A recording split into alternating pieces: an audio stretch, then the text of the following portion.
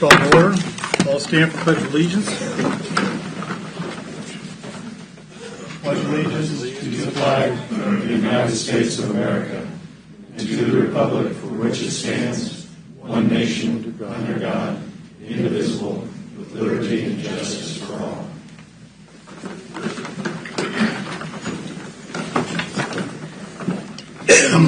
Roll call. Marcus Major. Here. Andrew Gribble. Here. Robert Owens. Here. Steve Skeet. Here. Doug Tystead. Here. I'm here. William Gotchick. Here. Daniel Clemens. Here.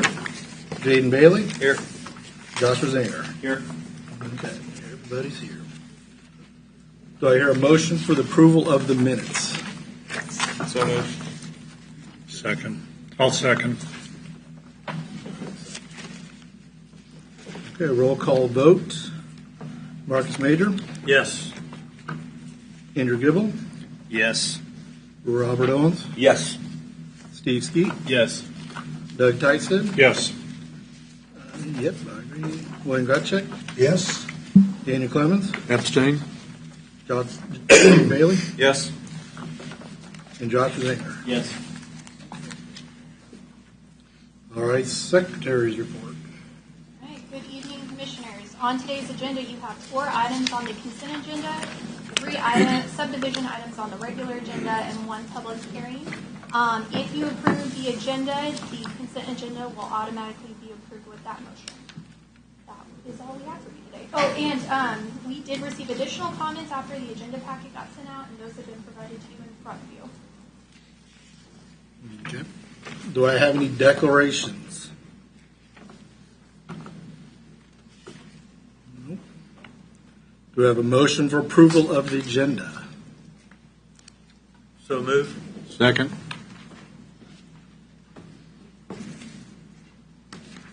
Okay. Roll call vote, agenda vote. Marcus Major. Yes. Andrew Gribble. Yes. Robert Owens. Yes. Steve Skeet. Yes. Doug Tystead. Yes. Yes. William Gotchick. Yes. Daniel Clemens. Yes. Jaden Bailey. Yes. Joshua Zanger. Yes. 10-0. Regular agenda.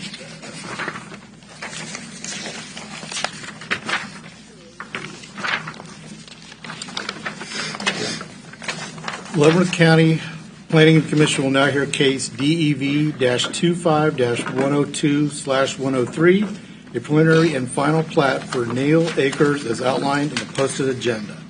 This is not a public hearing item. The planning staff will now give the reports. All right, good evening, gentlemen. The case before you right now is case DEV 25-102 and 103. This is a preliminary and final plat consideration of a property located at 22013 Parallel Road. The applicants are proposing to split approximately a 15-acre tract into 2 lots. This case does require an exception for an irregular shaped lot. The applicants are wanting to follow the creek line that would be separating the lots. Following the natural features can help identify property lines easier for property owners. However, this natural feature can change over time. If this were to happen, the property lines will no longer match the natural feature. The exception is based upon 3 criteria needed for the approval, and those can be found within your staff report. As a reminder, we need a motion for the exception before the disposition of the plats. If the exception were to be approved, it would be in conformance with regulations. Staff is supportive of this request. The applicant is here to discuss their request further and to answer any questions you might have. With that being said, I am open to questions that you have. Okay. Does the applicant wish to speak?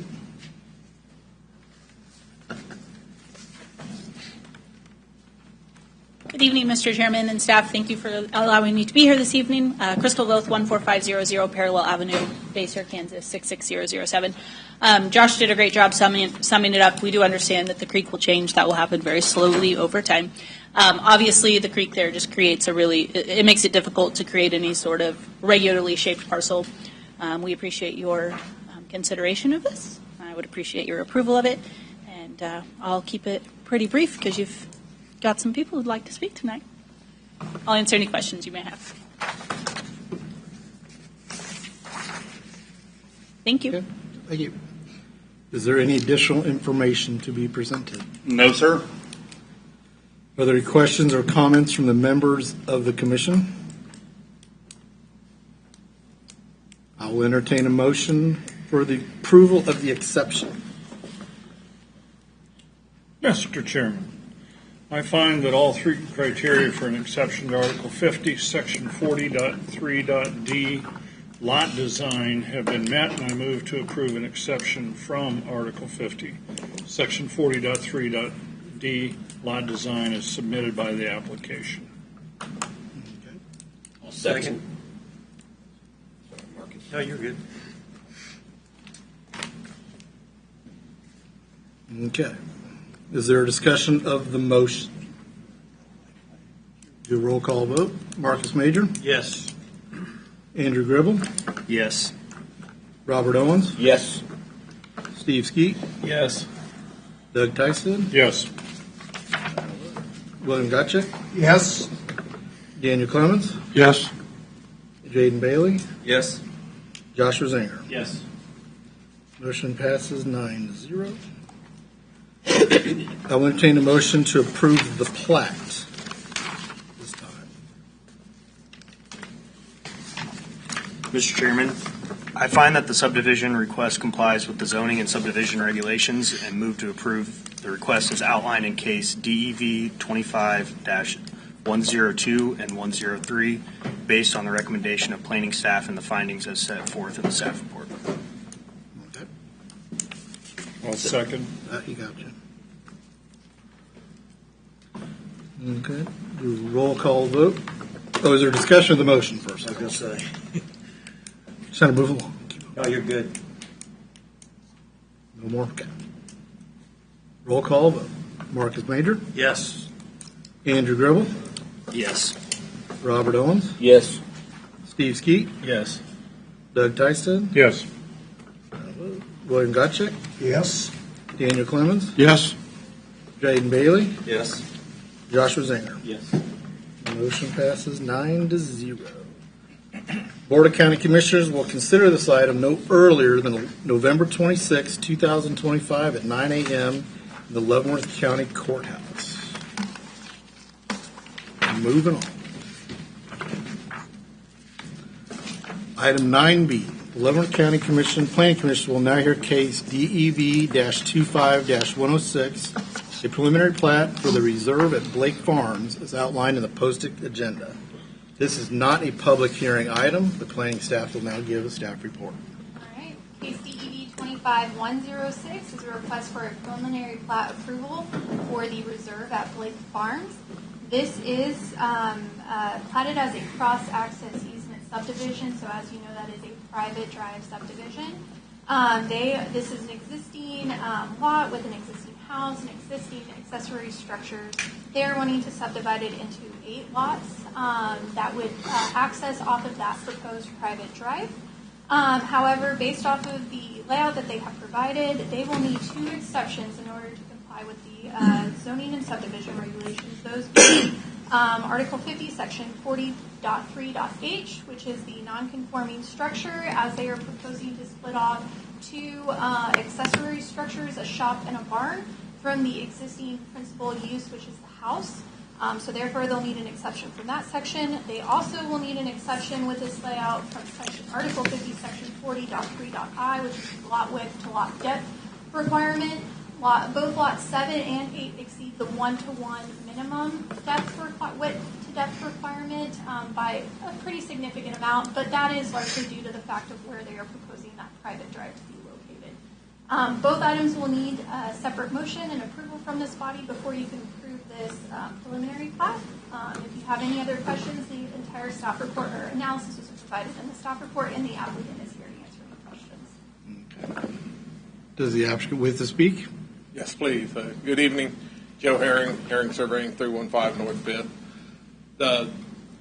The concept behind this is the shop and the barn to go on a separate lot. You're maximized out at 8 lots with a cross-access easement. This is the 8th lot. It is potentially going to be used as common space, but they wanted to have the option to be able to sell it in the future if someone wanted to put a residence there as a viable, buildable lot, or turning one of the structures into their residency. With the depth, it's caused by the location of the road. If anybody's driven out by this farm, it's the old Vickers farm. Been established for many years. A very nice asphalt driveway that goes into the property and fencing, and there's a lot of pipe fencing that is established, and we're holding those established pipe fencing as the lot lines just because of the expense. And that's where the asphalt drive and the pipe fencing kind of drove the layout, and that's why the other exception is there. It's designed to be a high-end subdivision, private, gated. Should be a nice addition to the community. Here to answer any questions? I still have questions about the structures. Yeah. I understand wanting to maximize the number of lots, but you're going to leave 2 structures on a lot that you're going to sell? Are they going to transfer the structures? They want that option. They may transfer the structures. The structures currently will probably stay as owned by the owners unless they turn it over to the HOA. That will be all in their negotiations once they go into the private development. Joe, the structures we're talking about the extremely large horse barn that's there. It's a good-sized horse barn, has, I think, 8 stalls, maybe 12. And then there's a shop, that is established there too as well. Very nice facility, both of them. It's no different than going into a subdivision and building a community center. And in this case, this is to be a horse-themed subdivision, and where the stalls will be rented by people that live within the community. It's very well thought of, and with their thoughts with the American Royal opening up down in the Legends area, the need for something like this is highly sought after. And this is 2.5, right? Rural residential 2.5. It is 2.5. And lot 7 lot 8 is the one that they want the structure on? Lot 8 has the structures on Or it. it I don't has the recall structures. size of it. So if you were to move the lot line further south and just make it part of Tract A, if they're talking about wanting to be a community structure, Tract A is the community structure with the ponds, correct? Track A is solely a track with, common areas and 2 So ponds on it. why wouldn't they do the same thing with those structures? Doesn't give them the option to sell the structure and sell the barn as a buildable lot, or if somebody would put a residency within one of those structures. It's solely for that option. It maxes out the number of lots. Otherwise, they're back in front of the board, performing a lot split, changing their HOA agreement. It's just they're trying to get everything that they wanted on this preliminary plat up front. Okay. Thank you, Joe. You're welcome. Joe, with them high-end homes going in there, they're not going to be barn dominiums. Are they going to let that barn dominium fly? With their, have they thought about that? They have thought about it. Okay. They will have design criteria that have to be met, and if it's a barn dominium, it'll be a nice barn dominium. I think that they would have some design issues, and I've seen some very nice ones. Is that street all the way in, all the way down to the cul-de-sac, or is the cul-de-sac? The street would have come off of Fairmount Road, and then the whole length. No, the street is not built. No. Okay. Once you get past the barn, then there is a defined gravel built area, but they just never put asphalt on it. Was there consideration in shifting the proposed road, I guess, to the southwest to take away from that southwest lot and make the southeast lot conform? The southeast lot. Yeah, is there a way to, was there consideration in bringing that road? The pipe fencing kind of drove that because there is a channel between the fencing right through there and the southeast lot, lot 7, albeit it's narrow and long, it is on a cul-de-sac, and there are some, extra grace that's given when it's on the cul-de-sac.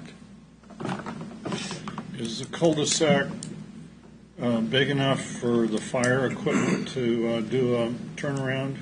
I can't remember what they require. I think it's 60-foot design or 60-foot right of way, 50-foot built. Yes, this will have the required cul-de-sac for fire. If it's gated, it'll have the access for fire to have the special key to get in it. Just a reminder, this is just a preliminary plat. They'll have It's to- preliminary. No, I know that. I'm just, would like to preclude questions the next time they come back. I appreciate that. Everybody done? Is there any additional, thanks, Joe. Thank you. Is there any additional information to be presented? Okay. Questions or comments from the commission?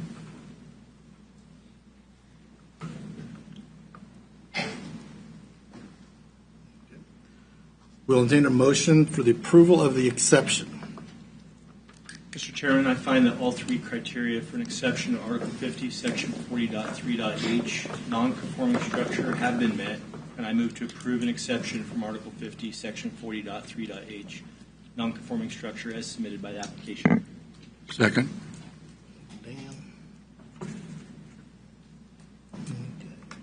Are there any discussion of the motion? I want to entertain a motion, roll call vote. You're ahead of myself there. Marcus Major, Yes. Andrew Gribble, Yes. Robert Owens, Yes. Steve Skeet, Yes. Doug Tysted, Yes. William Gutchick, Yes. Daniel Clemens, Yes. Jaden Bailey, Yes. Joshua Zinger. Yes. Okay. Motion carries 9-0. I will entertain a motion for the approval of the exception. Mr. Chairman, I find that all three criteria for an exception to Article 50, Section 40.3.I, lot width to lot depth, have been met, and I move to approve an exception from Article 50, Section 40.3.I, lot width to lot depth, as submitted by the applicant. Second. Is there a discussion of the motion? Roll call vote. Marcus Major, Yes. Andrew Gribble, Yes. Robert Owens, Yes. Steve Skeet, Yes. Doug Tysted, Yes. William Gutchick, Yes. Daniel Clemens, Yes. Jaden Bailey, Yes. Joshua Zinger. Yes. Passes 9-0. I will entertain a motion for approval of the plat.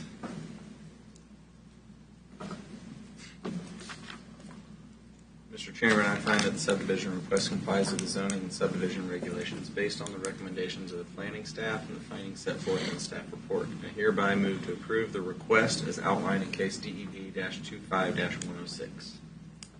Okay. Second.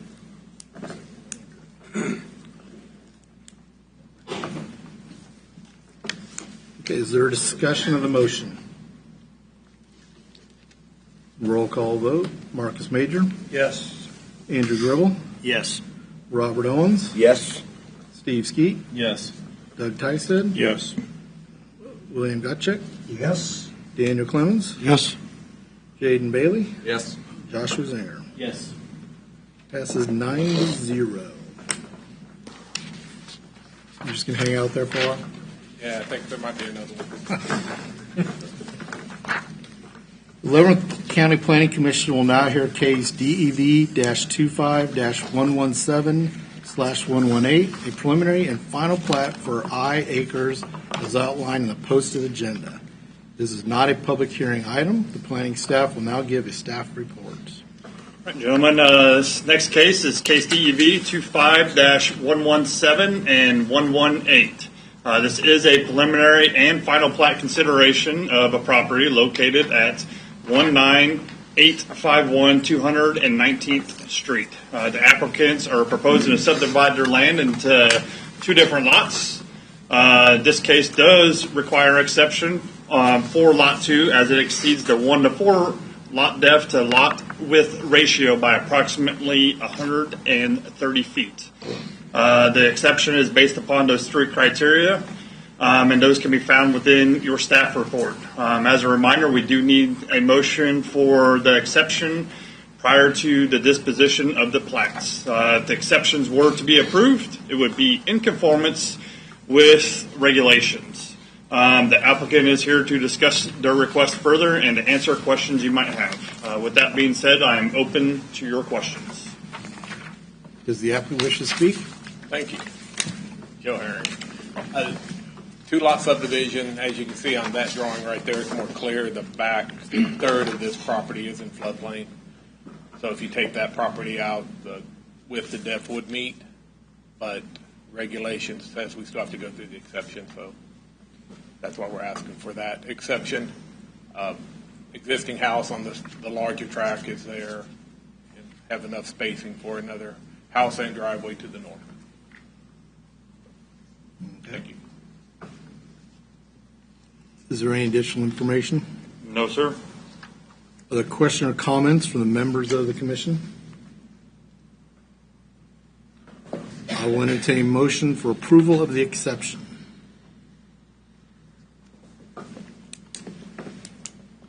Mr. Chairman, I find that all three criteria for an exception to Article 50, Section 40.3.I, lot width to lot depth have been met, and I move to approve an exception from Article 50, Section 40.3.I, lot width to lot depth, as submitted by the application.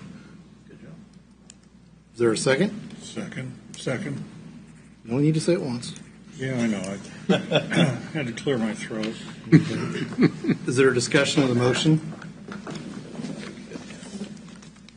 Okay. Roll call vote. Marcus Major, Yes. Andrew Gerbil, Yes. Robert Owens, Yes. Steve Skeet, Yes. Doug Tyson, Yes. William Gotcha, Yes. Daniel Clemens, Yes. Jaden Bailey, Yes. Joshua Zinger. Yes. Motion passes 9-0. I will entertain a motion for approval of the plats this time. Mr. Chairman, I find that the subdivision request complies with the zoning and subdivision regulations, and I move to recommend approval to the Board of County Commissioners of the request as outlined in case DEV 25-117-118, based on the recommendation of the planning staff and the finding is set forth in the staff report. Second. Is there discussion of the motion? Roll call vote. Marcus Major, Yes.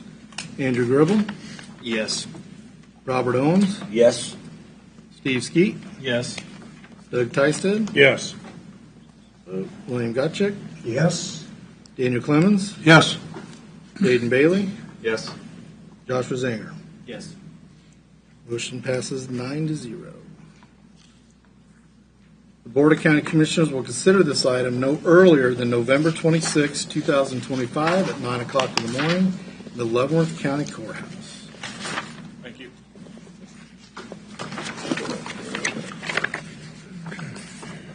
The Leavenworth County Planning Commission will now consider case DEV-25-021, special use permit for a sand evacuation and stockpiling business for Call Valley, as outlined in the posted agenda. This requires a public hearing. Public comments will be limited to 5 minutes. Planning staff will now give a report. Case DEV 25-021 is a special use permit request for the properties located at 16201 and 00018 Road. These parcels are zoned as I-3, which is our heavy industrial zoning district. Both parcels are zoned that. Applicant is requesting a special use permit to operate a sand excavation and stockpiling business on these two properties. Both properties are currently being used for agricultural purposes. The site will be utilized for the dredging of sand material within a sedimentation basin, which will be filled with groundwater for a continued dredging operation. The site will have 2 stockpiles that will be used for the pickup of mined material, as well as a high-capacity electric water pump, an industrial aggregate washer, a separator consolidator, rotating conveyor belts, a laboratory/scale house, and a control room. Other equipment will be used on site for the purpose of moving sand. The operation will be self-contained on the property. The operation will consist of the excavation of material resulting in a pit that will be filled with water through a high-capacity water pump and eventually groundwater. A dredge line will be installed within the pit to vacuum material into a slurry pipeline that feeds into the industrial aggregate washer. The washer will then separate and remove the sediment from the sand material. The sand is then pumped through a second slurry pipeline to the separator consolidator. The separator consolidator will then grade the sand into coarse and fine materials, separating them out. Once graded, the sand will then be conveyed on a conveyor belt to 2 stockpiles. Loaders will then load the sand from the stockpiles onto commercial trucks, which will then be transported to the applicant's Edwardsville location for processing. Prior to leaving the site, all trucks will be weighed to confirm compliance with weight requirements. The proposed plans indicate that an excavation pit will be located on the north side of Lenape Road as well, as shown in the site plan. The applicant has indicated that a subterranean slurry pipe will be placed under the Lenape roadway to connect it into the main excavation pit and would then follow the process outlined above. Said pipe will need county right-of-way approval. Additionally, all sediment separated from the sand will be redistributed back into the excavation pit or utilized for dust or erosion control. And as you can see here, this is just a blow-up of the site plan where the septic tank, the truck weight scales, and the laboratory and scale house will be located. This is also the entrance into this facility that they are proposing off of 161st Street. Go to the next slide. This is where the separator and consolidator will be located kind of towards the middle of the screen, as well as the 2 stockpiling piles that they are proposing in the application. You can also see that their proposed internal driveway will drive around the separator consolidator, and so that would include where the internal truck traffic will be going through the property. Okay. The applicant has requested that 5 full-time employees work on site for the ongoing management of the excavation pit machinery and required testing.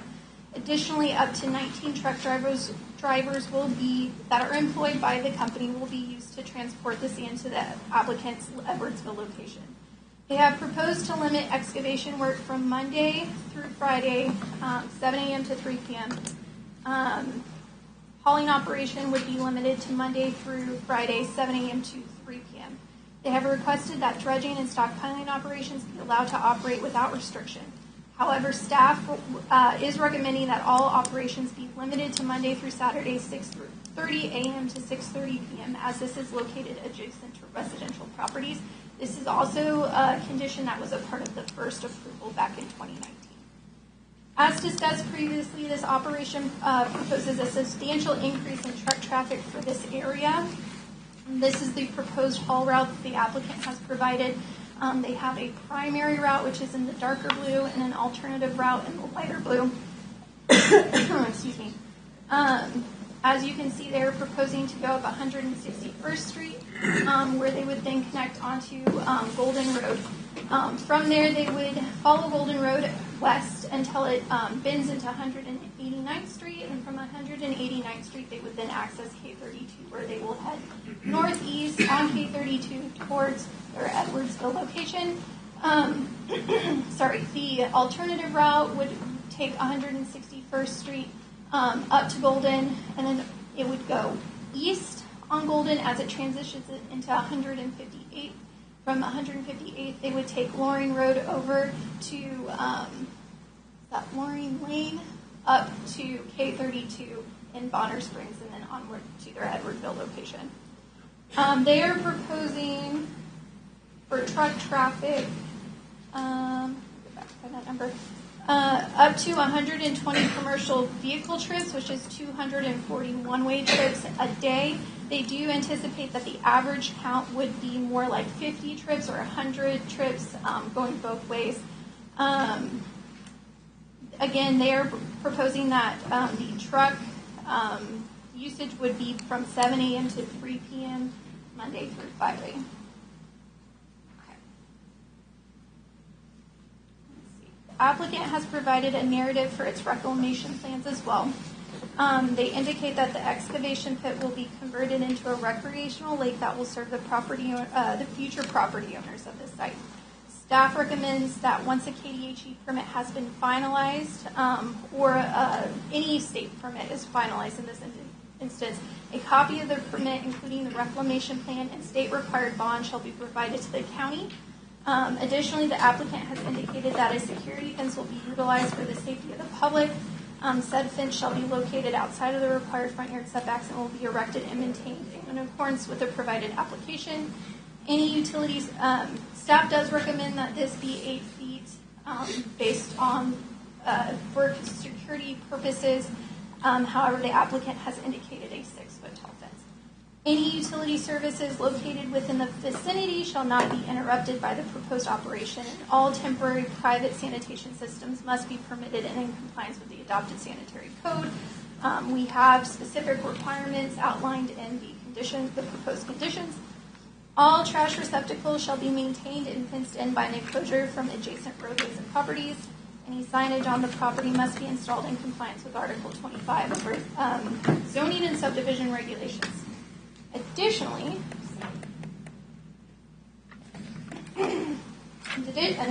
an emergency plan shall be prepared by the applicant and is subject to review and approval by the Emergency Management Department of the county and the Fire District Number 2. We have received concerns by adjoining jurisdictions, which include DeSoto. They have concerns about truck traffic traveling south on 166 and crossing the bridge going into their community. The applicant is aware of that request and is specifically going to route their traffic in the primary and alternate route. We are recommending that a condition be placed that no truck traffic goes south on 166 and crosses the bridge. Additionally, the city of Olathe had previously raised concerns about the golf course that they operate directly south of this proposed site. They requested to require an 80-foot buffer along the southern property line would be maintained by a row of trees in hopes to reduce noise. The applicant has included in their site plan an 80-foot buffer along their southern property line. And if you look at the site plan or the landscaping plan, you will see that it also includes a continuous line of trees. The applicant is also going to position all the equipment used on site towards the northern side of the property to reduce noise to the south. The applicant has provided a lighting study showing all the proposed exterior lighting that they will have on the site. Based off of the lighting study, it appears that all lighting would be 0.0 foot candles as measured at the property line. So they are proposing that all lighting will be diffused as it touches the property line. Additionally, they have prepared an engineered noise study showing the potential noise impacts based off of the equipment that they're proposing to have on site. Please note that they are proposing to use all electric equipment. They are not proposing to use any diesel equipment on site, which would greatly reduce the noise. As you can see here in that table in the bottom corner, they are showing that the noise at various locations outside or adjacent to their property would be at a max of 73.5 decibels, which is in compliance with an industrial type use in noise levels. We are recommending a condition be placed that as that noise reaches any residential properties, it be less than 65 decibels as measured at those property lines.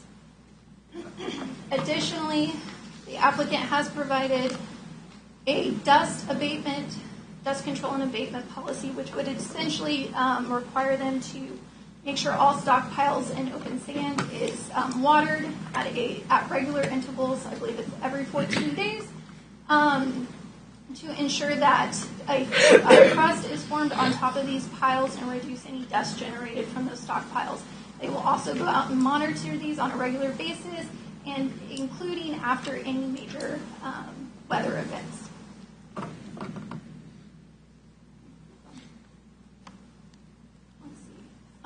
Additionally, obviously, this parcel is located within a regulatory floodway.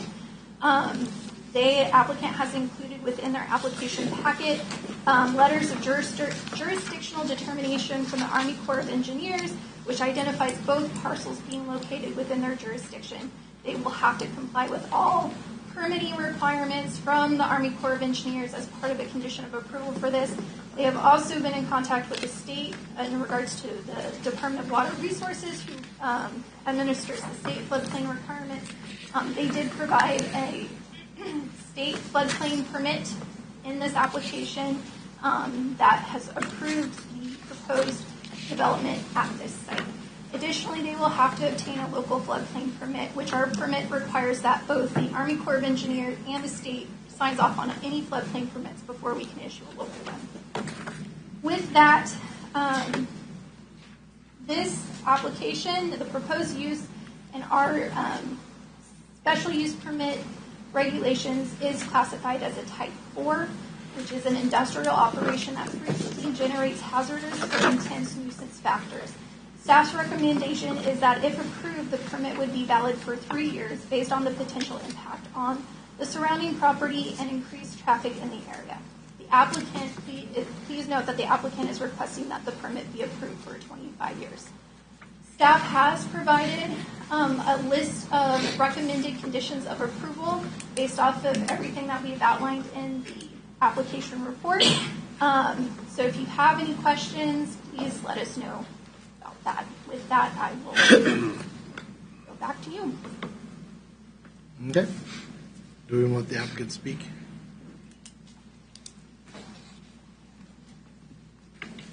Good evening, Mr. Chairman, members of the Planning Commission. My name is Aaron March. I'm with the Rouse Fretz White Goss Law Firm in Kansas City. Here today on behalf of Kaw Valley Companies. Before I start, we have a little PowerPoint presentation. I want to thank the neighbors that showed up to our community meeting last night. It was informative. I wish more people had attended, because had they, I wouldn't have had to go home with an extra dozen cookies. But thank you all for attending and for coming out here tonight. I'd like to also thank staff. They've been rigorous.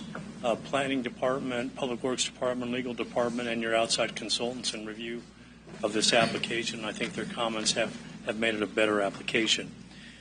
I'll jump to the end really quickly and let you know that of the 31 conditions, we agree with all of them but 3, and I'll get into those 3 as part of our presentation. With me are representatives of Kaw Valley, Mr. Chuck Stites and Dan Hayes. Other consultants are going to participate in our presentation are Mr. Aaron Fritz, a principal with the transportation group of our consulting engineers, GBA, and Mr. Brian Boyd, group leader with GBA Site Civil Group. Mr. Eli Schwinn also participated in the presentation, preparation of the plan, and Adam Carlson with my office is here. Next slide, please. Fundamental question, who is Kaw Valley? Kaw Valley is a family-owned business founded in 1984. And the industries that they work in are sand and gravel excavation, grading and excavation, demolition, recycling. The only thing we're proposing on this site is the excavation of sand and the transportation of it off-site for use. We have 100 total employees. Next slide. Kaw Valley is one of the largest dry sand producers in Missouri. Locally and regionally are known for providing premium sand products. The products are used in industrial uses. Owens Corning uses it in its facility in Wyandotte County to manufacture fiberglass. Spec Chem, another Wyandotte County business, uses it in its production. BNSF Railroad uses it, and Penny's Concrete and Quickcrete, if you've ever had to patch your driveway, uses our product in their sand. Synthetic and natural turfs are manufactured with it, and golf courses and sand volleyball courts use it. Next slide. The location, the staff has mentioned, is a 430-acre tract located at 166th and Lenape. Next slide. Current zoning, as staff has mentioned, is I-3. There are all sorts of different uses that are allowed. It's your most intensive zoning classification, but regardless of that, sand excavation requires the approval of a special use permit. Next slide. The comprehensive future plan calls this as mixed use, which includes an industrial component, also would require the approval of a special use permit to operate here. So that's why we're here before you tonight. Next slide. Our request is the approval of the special use permit to operate sand excavation and stockpiling with modified conditions. Next slide. Why here? This is a unique place. Gold is found where gold is found. The sand that we have is a unique resource. It is special to this area, given way back in the day where the river used to flow. It simply deposited shallow sand deposits here of a very, very high quality with minimal mud, minimal clay. It's low to the surface, easily extractable. It's close to our Edwardsville processing facility, and that's why there are operations nearby, because of the unique character of the sand here. Next slide. The site plan, this is a colored version of the site plan. You can see where our gate is. It'll be an 8-foot chain link fence with a lock, and that will be keeping people off of our property and keeping them away from where the machinery is, where the stockpiles of materials are. We're going to ask you not to require us to put an 8-foot chain link fence all around the property.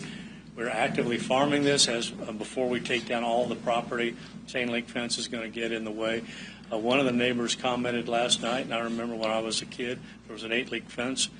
I was going to go over it, so we think the landscaping, the berming, the trees will provide adequate buffering. But where we are excavating, where we have our pits, there will be an ever-growing 6-foot construction fence, just so people see this is an area not to go into, and as a warning sign. We are highly regulated, not only by the county, but this is considered a mine, and MSHA, the federal authority regarding mines, whether they're underground or above ground, are going to make sure that we comply. Next slide, please. This is a blow-up. You can see the heavy tree, the berming, the heavy trees, the native grasses are going to be planted. We're going to take down, we hope, 10 acres a year. 10 acres will produce about 58,000 tons. So we're not going to, the entire 400 plus acres isn't going to be available for excavation because of restrictions of the Corps. About 235 of the total acres will be available to us. I haven't done the math, but 235 times 58,000, it's a lot of sand, and it's going to take us a long time to excavate that sand. Next slide. I didn't know what sand operations were, so I'm including these slides. Maybe all of you know what takes place. We excavate out a pit. We dig a hole, and the first hole gets filled with water by a pump. We then float a dredge on top of that, and using that dredge, we vacuum, if you will, the sand, and it all takes place underwater. Because of the nature of the deposits, there's not a lot of gravel here. If there is gravel, it gets kicked out underground before it goes to our treatment facility above ground for washing and grading. The washer separates the sands based upon the quality. The sediment is returned to the dredging pool. Next slide. Production, we talked about the sand is transferred to the separator by pump, and if and when we do get to the property on the north side of Lenape, and if and when the county approves our having a pipe under Lenape, we will pump that sand as well underground to the consolidator for grading and transfer to stockpiles. Next slide. Loading operations, we load the materials onto trucks for weighing and transport. We own 19 trucks. The vast majority of the truck traffic coming to this site is ours. There will be other long-standing customers that will come to the site. There aren't many, but there are a handful. If I were to give you a percentage, it would be wrong, but north of 90% of the truck of the volume is ours. Long-standing client is the balance. On average, historically, we do not have more than 50 round trips. That's 50 in, 50 out. We asked our traffic engineers to model it on 120 just to be conservative. Given the history of this application, we wanted to know what if we had a gangbuster day and we had more than 100, more than the 50 that we thought of. In addition to the truck traffic, we're going to have 3 to 5 employees. Their trips will be coming in and out. They'll be parking, and that was factored into our traffic study. It's important to note that we do not dredge when it's freezing outside. So many days during the winter, the other day when we had a hard freeze, we would not be pumping. There are a lot of days in the winter that we have no traffic. There are a lot of days in certain times of the year that we have 2 or 3 trips a day. What we are trying to talk about an average, and that's what the study was based upon. Next slide, please. Unlike a lot of operations, we're proposing to use electric equipment. Evergy has lines nearby, and Evergy has told us that they have capacity to handle our electrical needs. The water pump, the dredge line, the washer, the separator, and consolidator will all be operated electronically. All be powered by electricity. They won't be diesel. I've stood next to one of these separator washers, consolidators when they've been operating, and when they're running, in my mind, it sounds just like water running from a sink. It's really not that loud. If you need to experience one, we're happy to arrange that. Next slide. Dust control. Freshly dredged sand is wet, so we don't have a water problem. In the event that we have a slow sales time and those resources get dry, we own water trucks and we will spray the stockpiles. It's in our own best interest to not lose inventory. Every piece of sand that gets blown away is a piece of sand we can't sell. During the cold months, the sand is wet. It freezes, a natural crust is formed. And the sand, any heavy processing does not take place here. That is what you correlate to dust and noise in these types of facilities, is the heavy processing, and to the extent there is any, it'll take place at our Edwardsville facility. Next slide. Erosion control during operations. There will be silt fences surrounding our temporary topsoil stockpiles that are removed as we expand the pit. Disturbed areas will be stabilized within 14 days of disturbance with mulch and native grasses. We agree to inspect the erosion control measures every 14 days, and whenever there's a half-inch rain, we're going to go back out and inspect that. We don't want to lose any dirt back into the pit or any sand back into the pit. That's just an additional expense. After operations, there'll be native vegetations, additional ones planted on the disturbed areas not included in the lakes. Next slide. Road tracking. We are going to track out control mats, industrial strength, where the trucks will drive over them, and the vibration of driving over those mats will shake dust and soil off the trucks, and it'll remove the mud from the tires. We do not want to track anything off-site. We don't wash our trucks at this facility. That'll be done at Edwardsville. And to the extent, for somehow, some way, we did make a mess of the streets, we will contract with third parties to sweep the streets and keep them clean. Next slide. Environmental responsibility, as we've talked about, everything is electric equipment.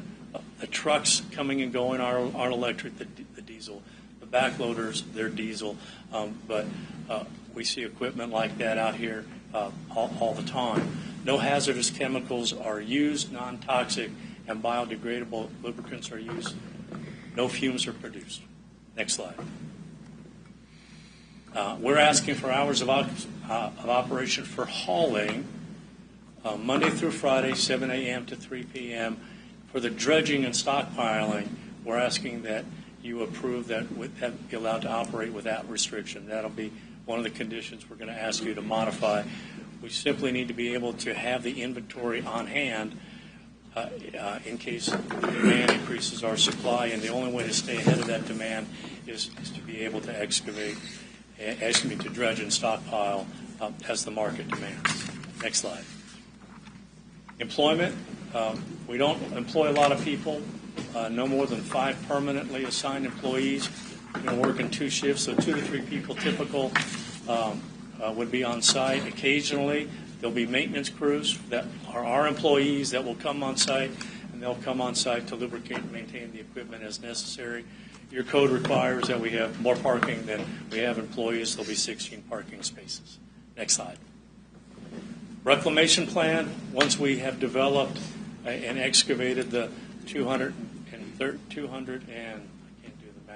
some acres of the lake, it's a private resource. It's a private asset that's going to be available to the owners of the company and our employees. The county wanted to make sure that we weren't going to ask them to take it over. This is our responsibility, and we intend to maintain it in a first-class level of operation. Next slide. Regulations of operations belong to entities more and beyond the county. It's Public Works Department, Planning and Zoning. The state of Kansas regulates us through the Kansas Department of Agriculture, the Kansas Department of Health and Environment, KDOT, Kansas Division of Water Resource, the feds that regulate us through Mine Safety and Healthy Administration, MSHA, U.S. Army Corps of Engineers. You heard staff talk about their letters, and of course FEMA. Next slide. To talk about the traffic and the traffic route, I'd like to introduce Mr. Aaron Fritz, the principal with the Transportation Group of GBA. Thank you. You're getting a double shot of Aaron tonight. As Aaron noted, this is the primary route that's included in the application. It goes westerly along Golden Road and then intersects at 189th and K32, and then takes itself all the way over to the Edwards Processing Facility. Next slide, please. This is the alternate route for, in the event of a closure on Golden Road, if there's a reason due to an accident or other activity that's going on, that we have an alternate route to get out. This is along Loring Road and then follows along the river. Next slide, please. As we mentioned, we went conservative with the recommendations of Caw Valley about the number of trucks and vehicles coming in and out. So there's that up to 120 trips times 2, plus an additional 5 vehicles times 2 for the 250. So it's about a 10% increase over the existing route's traffic. The 2-lane roadway can hold a much higher capacity. We don't expect to see 10,000 vehicles, but just to give a frame of reference, we're about 25% of use for the existing roadway, and we are seeing a small increase due to this site of development. Next slide, please. This is just a comparison of chip generation. There are other uses for the site. They generate traffic. We're not indicating that any of these would occur, but it's just a frame of reference to understand how many trips could be generated based on the use versus what we're actually putting in there. Next slide, please. This is probably where I'm going to focus most of my time. So we've done an extensive route study in coordination with the county. We've been very receptive to their feedback, both with their consultant, Olson, and the county staff. We've been coordinating with KDOT regarding the K32 access. I've engaged Ryan Barrett with the Metro office in Bonner Springs to talk in advance about it.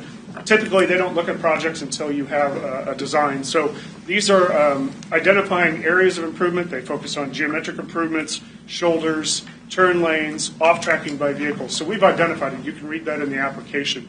The intent is that any identified improvements are part of the development agreement and would be part of the project. So no work with the site to build it out would commence until we've addressed these issues. We heard from the public last night about bicycle safety, truck safety. We acknowledge there are improvements that are needed for the roadway. There are tight curves, there are shoulders, but they're not very wide. These are the identified improvements that we certainly we understand now.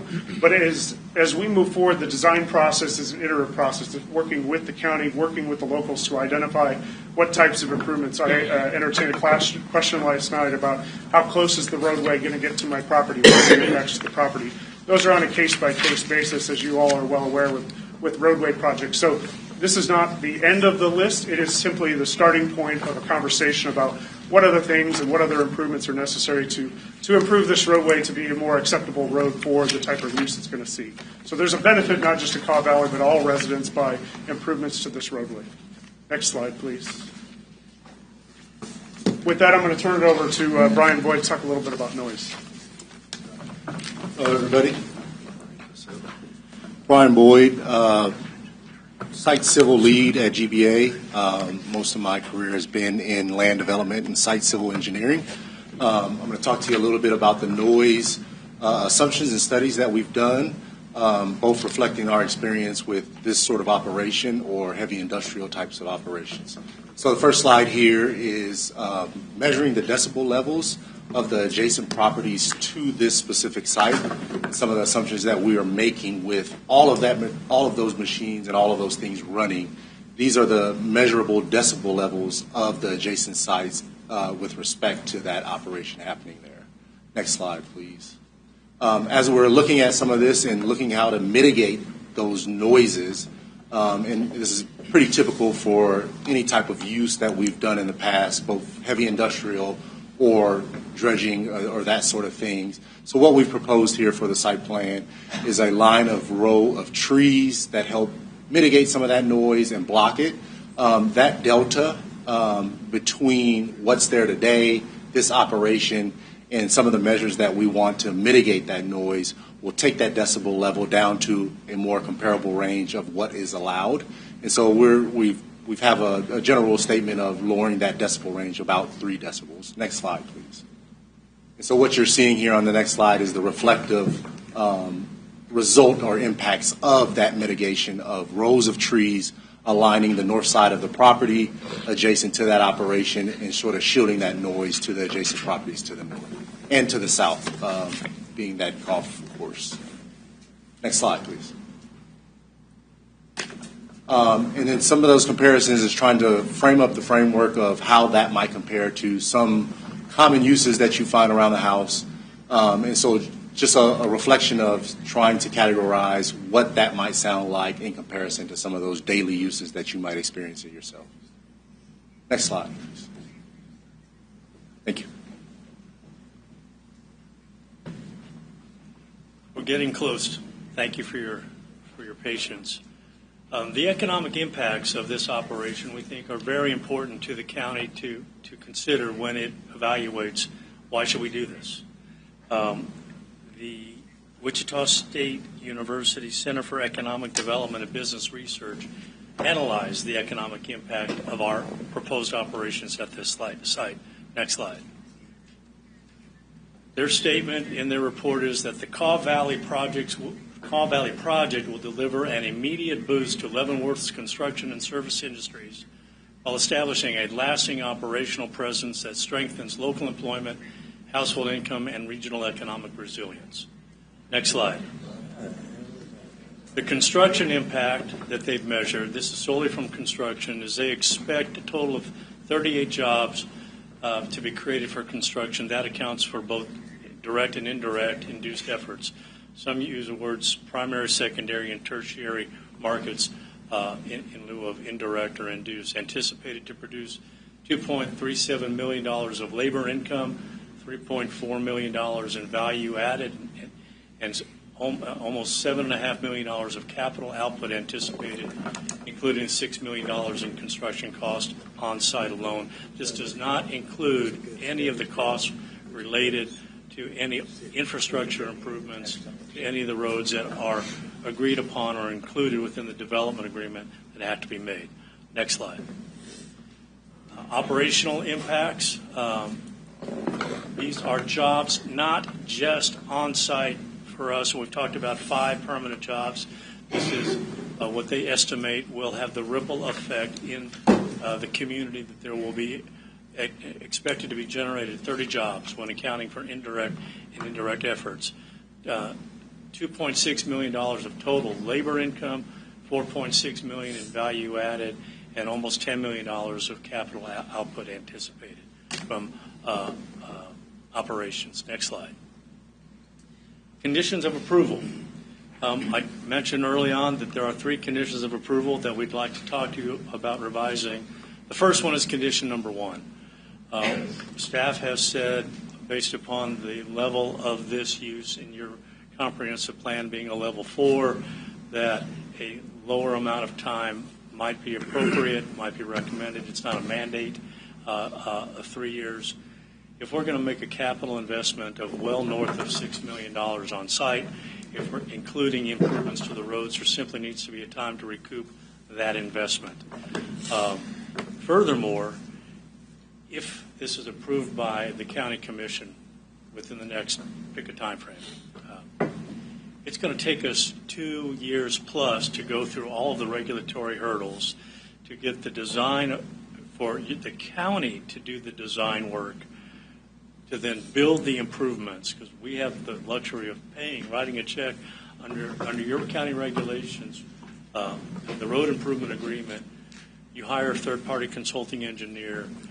Yes, they talk to our engineers, but it's ultimately your consulting engineers and your public works departments that decide what improvements need to be done, and we write a check.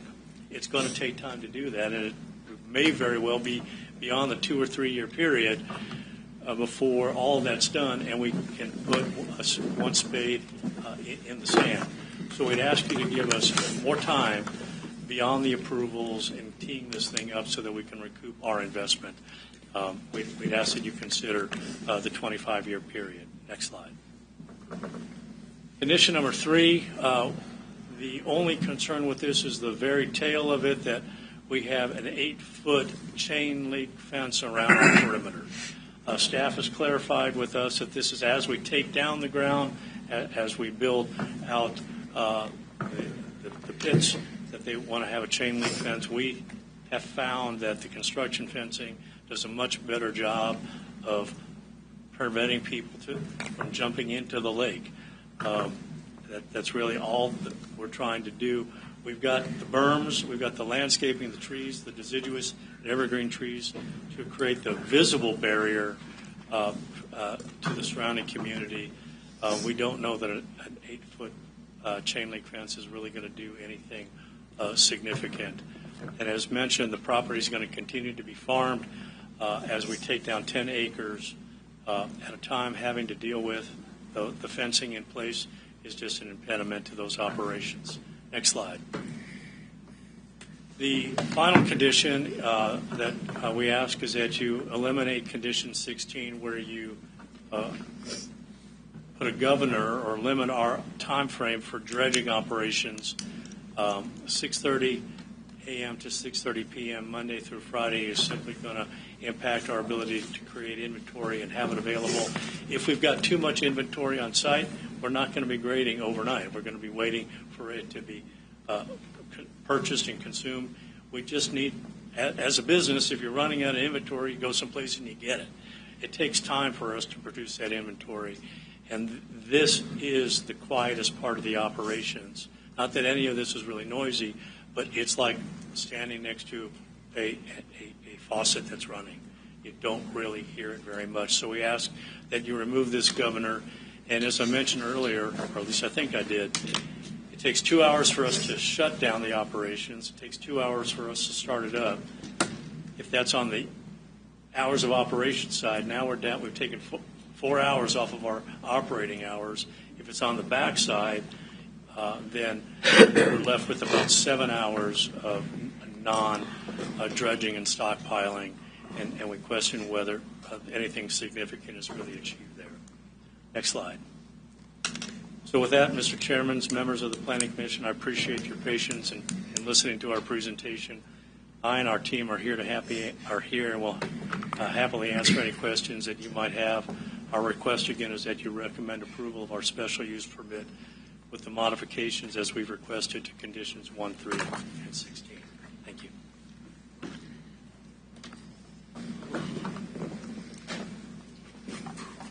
Anything else?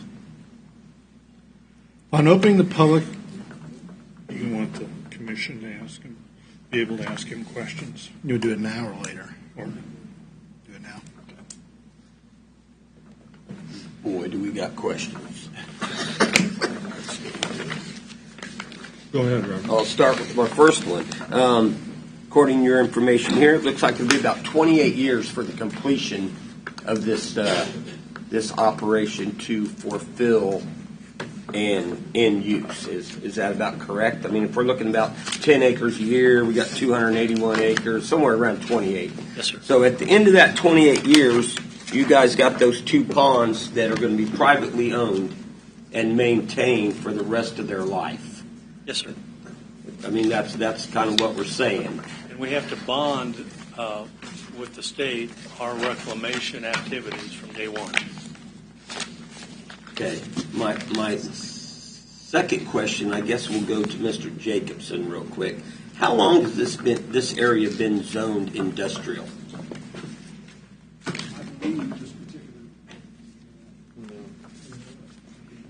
I can't. Well, I can, but they probably can't. Okay, you can hear me now. Okay, I can, sir. Yeah, I believe this particular area has been zoned industrial since 1965. Since 1965, it's been industrial. Yes. Okay. Go ahead. I I've got got- some more, but I can wait. Thank you. I've got a couple questions here for you, if I could. We talk about agricultural use. Is it currently under agricultural use? What crops are being raised there? Let me ask real quickly what crop. It is being currently farmed and corn and beans. On how many of the acres? Because when you look at the pictures, it doesn't appear to be that. It's all of it. All of it? Okay.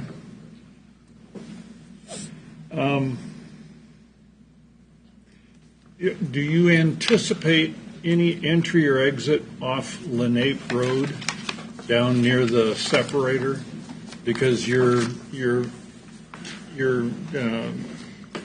drawing shows Lenape Road going through your property. Are you anticipating any entry or exit? There will be, if we can go to the site plan, there will be a maintenance gate only to the north property. If and when we open up the excavation on the north side. So your trucks will not be coming down into No, sir. down DeSoto and then Lenape Road and turning off into the collector site. That's correct. All entry and exit, except for maintenance on the northern piece, is going to come through 158th. Is that correct? The entrance, correct. Before the curve, correct. Okay. All right. So on condition 16, are you asking for 24-hour operation capability? Only on the dredging and stockpiling, not Right. on No, I understand. Yes, sir. I understand this doesn't count transportation, but you're asking for 24-hour operation. Will that change the number of employees working? No, sir. Change the number of vehicles, vehicle traffic during the off hours? No, sir. No, sir.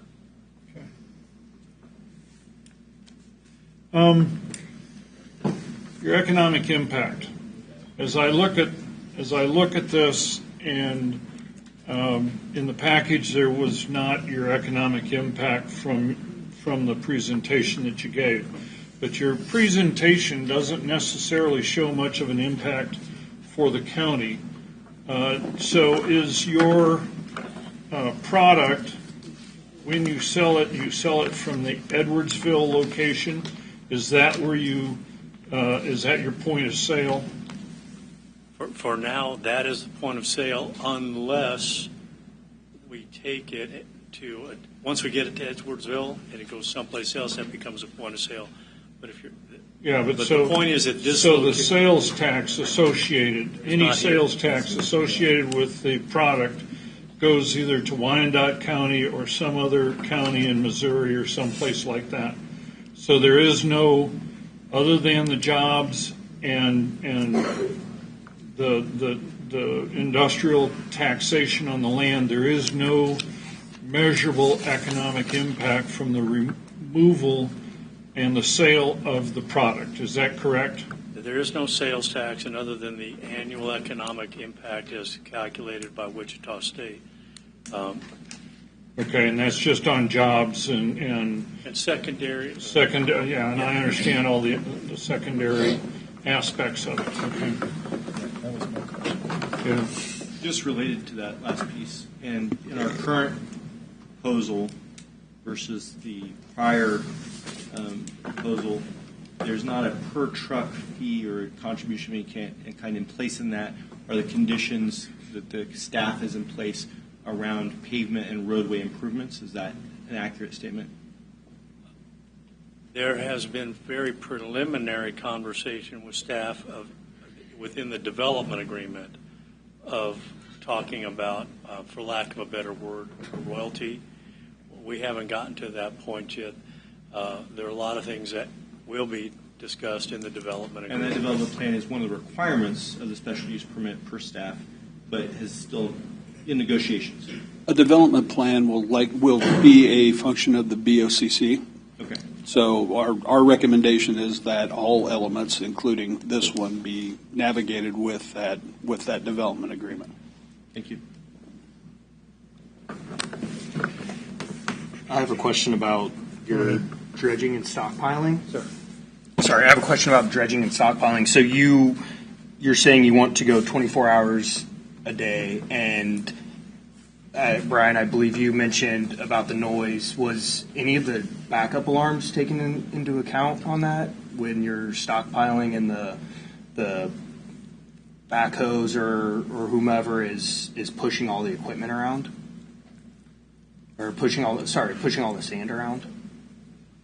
Like once it gets out of the pond and it goes to the conveyor systems, is sorted and goes, and it's dropped through the conveyor system to create the stockpiles. Does that conveyor system just move and create more? Yes, sir. Okay, so no backup alarms are going from equipment? Only during the day, right? Only during the day you've got the backup alarms on your trucks and on your loaders. And then how much sand can you dredge in a day? So I know it's going to start small and depends on breakdowns. We usually do about 180 tons an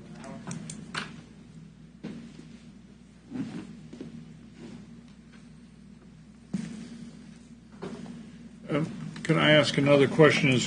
And this goes back to your ultimate design for the lakes that will replace the sand. Again, I go back to Lenape Road in there, going between the northern pond or northern lake and the southern lake. Have your engineers looked at the ground there for stability so that Lenape Road doesn't suddenly disappear? Before the county will give us a permit to put a transmission line, if you will, under Lenape Road, one of the conditions in the staff report is that we have to provide that engineering, they have to review it, and they have to approve it. So it's not a given that we're going to be able to do any excavation of anything on that north side until we submit that for review and approval. Okay. So that's the county's. That's Public Works Department, that's correct. Okay. Now, what happens if, as you say, at some point you may have some other hauler come in to do essentially a point of sale pickup of material? Will you be able to require them to use your routes? The answer is yes. Okay. Every truck that comes to the site that's not ours is a truck of a long-standing client. When they get a purchase order, that purchase order will include, it doesn't now, but will include specific directions and mandates that the primary route must be used. Okay. Since we can lose our special use permit if the route isn't used. Yeah, and that's my concern, is 166th Street. We'll fire that employee that doesn't use the primary route. We'll stop doing business with that company. It's too important to us. Okay. And does that count as a point of sale if another company comes in and hauls off 10 tons of product? No, there are no economic transactions at this site. So they'll place their order at our other facilities, all of the accounting, and it'll all take, they'll get a purchase order, but the point of sale will not be at this location. Okay. So there's no real economic. Yeah, so, yeah, I don't. The math isn't mathing there, I don't think.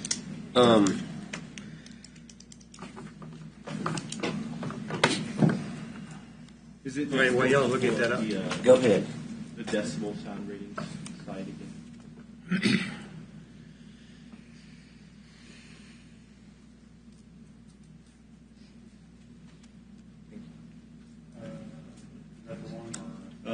The next one. Yes, please.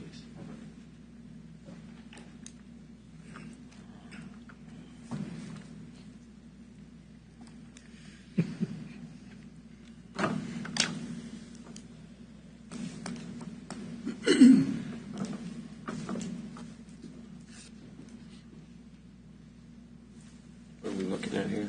The application, as well as some of the neighbors' inputs, has talked about the nature of the temporary stockpile piling. Are you able to define for us what temporary means in that nature? And are there any regulations for all the other things that you have to spend 2 years getting approved that do or don't apply to the stockpiling of sand if it is not temporary, or what temporary means? The temporary stockpiling, meaning that's where it is. The inventory is stored until we sell it. Right. So in our hope, it's there for a day or 2 days or 3 days until customer or till we come with the truck, we put it in the truck and we move it on. So they're constantly cycling in and out as we deplete the stockpile here, take that stockpile, replenish the stockpile with new materials that have been excavated.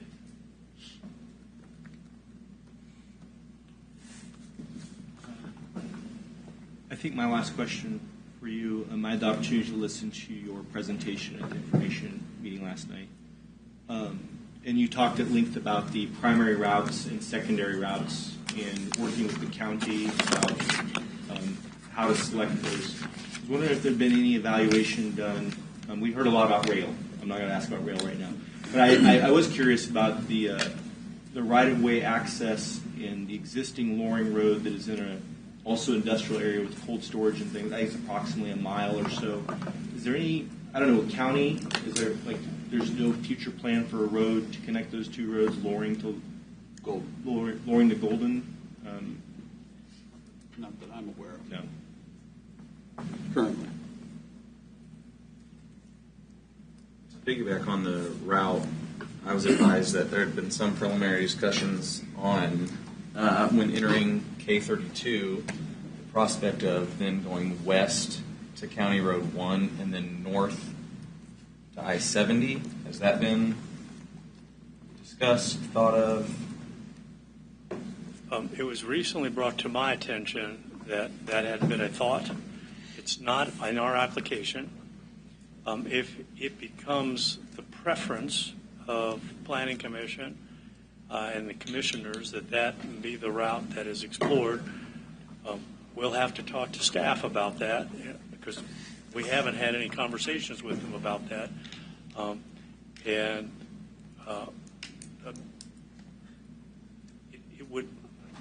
This may be a little bit too overstated, but let me just, we wouldn't withdraw our application if that request was made on us to review it with staff. Mm-hmm.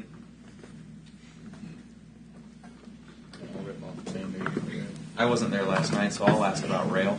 I mean, it was noted in your application about the potential future use of rail. So I'll just start there and I'll give you the floor on that. It would be wonderful if there was rail today that serviced our site. We have no problem with rail. It's an efficient way to move the product. It is something that we are happy to explore, but it is a midterm, if you will, solution. It isn't going to happen in 3 or 5 maybe 7, 10 years. I don't know. My crystal ball isn't all that good. If it happens, we would happily embrace it. And would it be something that we would cooperate with the county and the community and make it happen? Sure. Selfishly, it might, I underline might mean that there are fewer road improvements that county is going to ask us to make. Might. Don't know. But it's certainly something that if it existed, we'd be happy. Fine.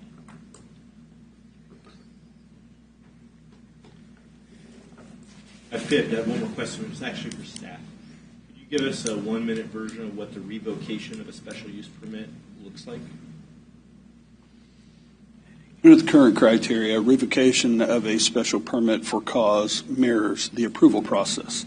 A public hearing, a determination by Planning Commission, a recommendation to the BOCC, and then an action by the BOCC. Thank you.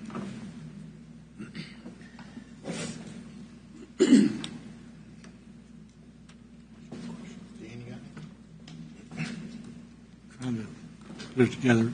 Yeah, on the road improvements, is it just laying asphalt on top of the current one, or are you talking about the subgrade? Are we going to be adding signs for the drivers near bus stops? What does all that mean? Because everything I read was just asphalt. Sure.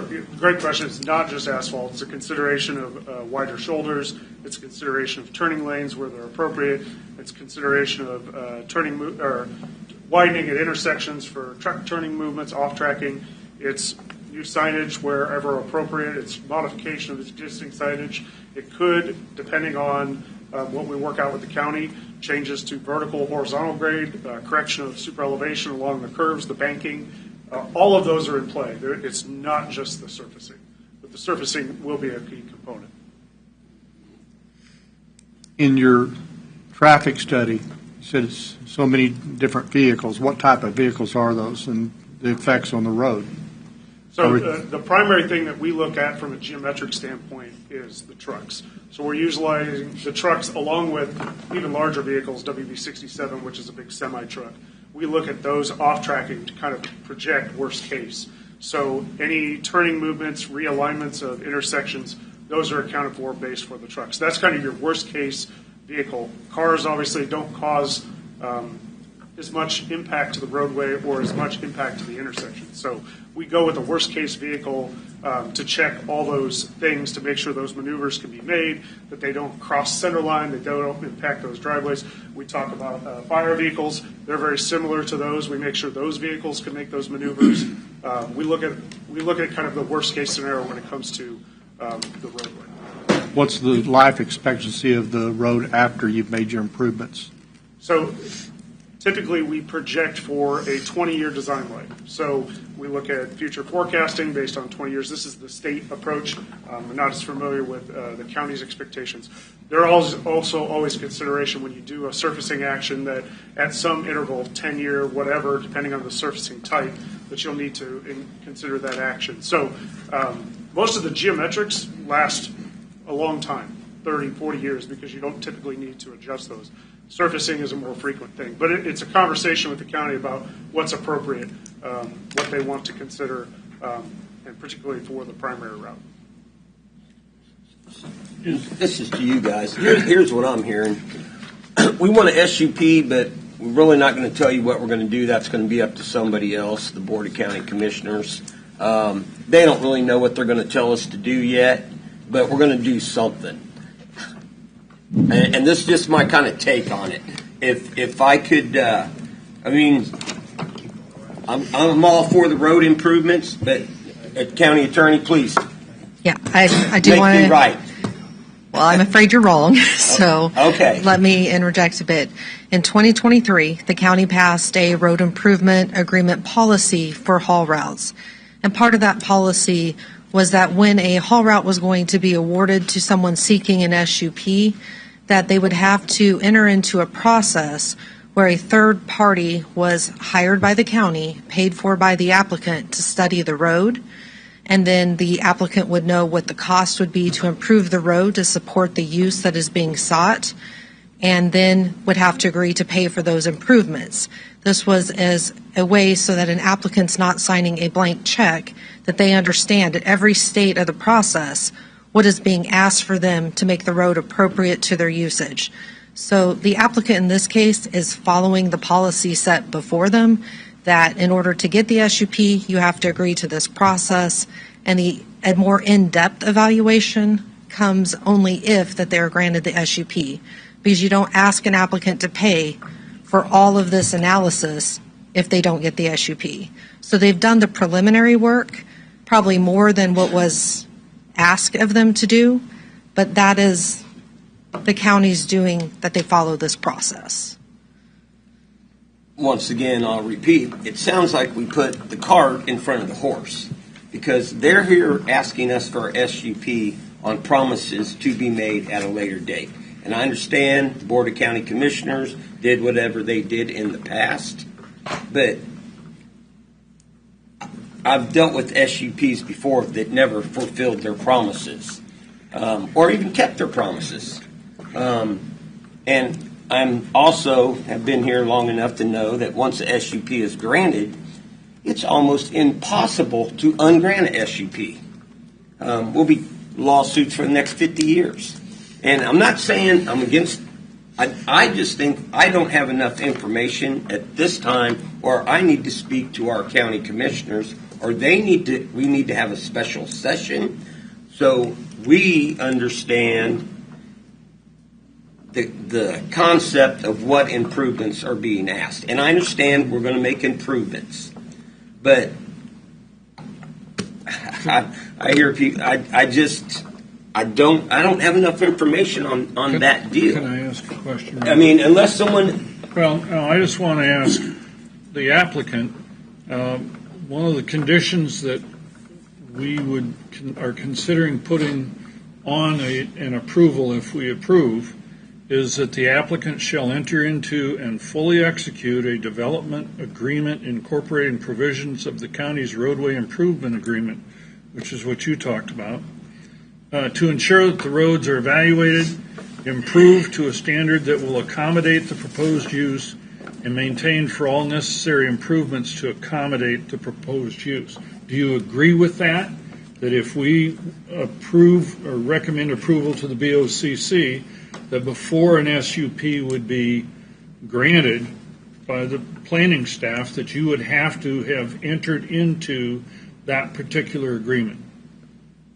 So, Yes, if I can interject really quick to maybe add a little value to this.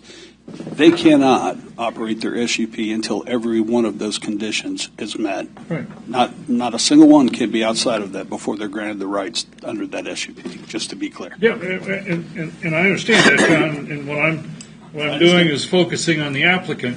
You understand that also and are willing to abide by it. We understand it, we agree with it, and there's a little bit of risk on our side, if you will. The county builds the roads, whatever those are. If for some reason there's a delay, for whatever reason in the county getting that road built that's in our development agreement that we agreed to pay for, we can't open. We don't get a certificate of occupancy until all of the agreed upon roads built to county standards and specifications are in place. The answer is yes, we agree with that condition. I understand it. Money works wonders on these sorts of things. I had one other. Dang, you made me lose my train of thought. You also did a study. You did a study not only on the route, but on the culverts and the drainage system. The bridges and the culverts as part of this, all the way up 32 to where it exits the county, correct? Yes, sir. And so if the Board of County Commissioners asks you under this agreement to support fixing the culverts, that is a part of your agreement as well. Is that your understanding and my understanding? Yes, sir, you are correct. Okay, thank you. I'm not trying to, taking all this into context and the answer from earlier, all of the investment planning improvements that would be needed from an alternate route perspective, no one has ever thought about the prospect of connecting Golden Road to Loring Road to expedite their trip to Edwardsville? Well, I don't want to say that no one's ever thought about that particular line. However, I don't believe it's part of any formal plan as it stands today. So as I understand it, it's not a program CIP cost. There is no plan in the transportation plan that I'm aware of that connects those two sections. It's a great idea. However, it isn't in any current plan. Okay. What steps would need to be taken to look into that and prospectively tie it to this potential project? Well, I think we need to get Public Works involved in that particular discussion. Again, I don't know that is necessarily a viable component for this particular discussion today. We certainly can provide that information if you want it and get their opinion. That's fair. I'm asking in good faith in terms of wanting to help make something happen, but also acknowledging the concerns that people have and how we could mitigate some of those. Understood.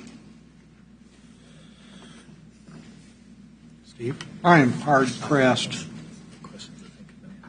to justify the 25-year SUP. If it takes 2 years to build it and the original was for 3 years, I could go 5 years. But looking at the roads being 20 years in length, that means he's going to wear them out about the time he's closing and we're still building new roads. I am not going to be voting for a 25-year SUP. There are certain criteria within that development agreement that will address maintenance, I'm sure. However, those discussions, design, how it's constructed, what part goes where is a function of the development agreement. But I understand your point. Well, once again, I'd like to see a solid.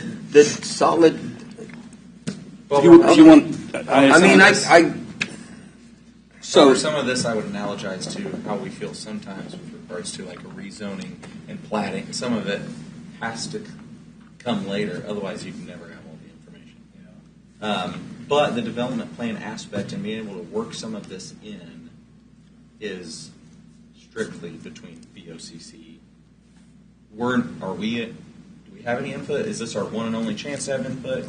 There is no real input as for a negotiation within the development agreement from a planning commission level. However, it doesn't preclude you from making suggestions to the county commission as a product of whatever action you have today. Please consider this. Sure. Any hypothetical that we could come up with, we need to include that in our recommendation. I would advise you to do so. Yes. Would it be a recommendations that we add to the existing ones, or is that you just a can't recommendation? add it as a condition if it's not under your purview. You can simply make a recommendation that these items be addressed via the development agreement. When would the 3 years kick in? 3 years wouldn't kick in until all the improvements were completed and accepted by Public Works. So whatever's in that condition has to be met totally, not partially. So, that time we will issue a letter once every condition has been met. And if there's public improvements involved, that means acceptance, construction and acceptance of those public improvements. Was there a reason why 3 years was considered? Was that because once construction is complete, 3 years, and we'll see how this works? Or well, the time frames that you see us recommend are based on that new SUP criteria. So if you have an intensive use that has the potential to have impacts surrounding it, you're going to see us only recommend a very short period of time. Well, they have a huge capital investment. We bind to the intensity of use. That's for the boards to figure out if they want to follow our recommendation or allow it to go for a longer term, which is why you see us make the recommendations we do. Thank you. I'm assuming you've done the core samples and you believe that there's a 25-year supply in this field? Of sand? Yeah. Absolutely is the answer. Thank you. You ready, Marcus? Yeah. I think we're ready for you. Make a note. I need a screen and a mic for our next meeting. I've been sitting here for almost an hour waiting my turn. Had I had a mic, I could just butt right in like everybody else. Marcus, When have you ever had a mic? Here. Can you imagine me not having a mic? Here. I think it was intentional. Here. Or do you ever need It Take mine. All right. We put you on the end for a reason. You all have answered. I mean, I've made a whole list of notes, questions, and comments, and the goodness is we're hitting all of them, and my witness is right here. I'm like, holy crap, you guys are stealing all my thunder, which is good because we're all thinking on the same sheet.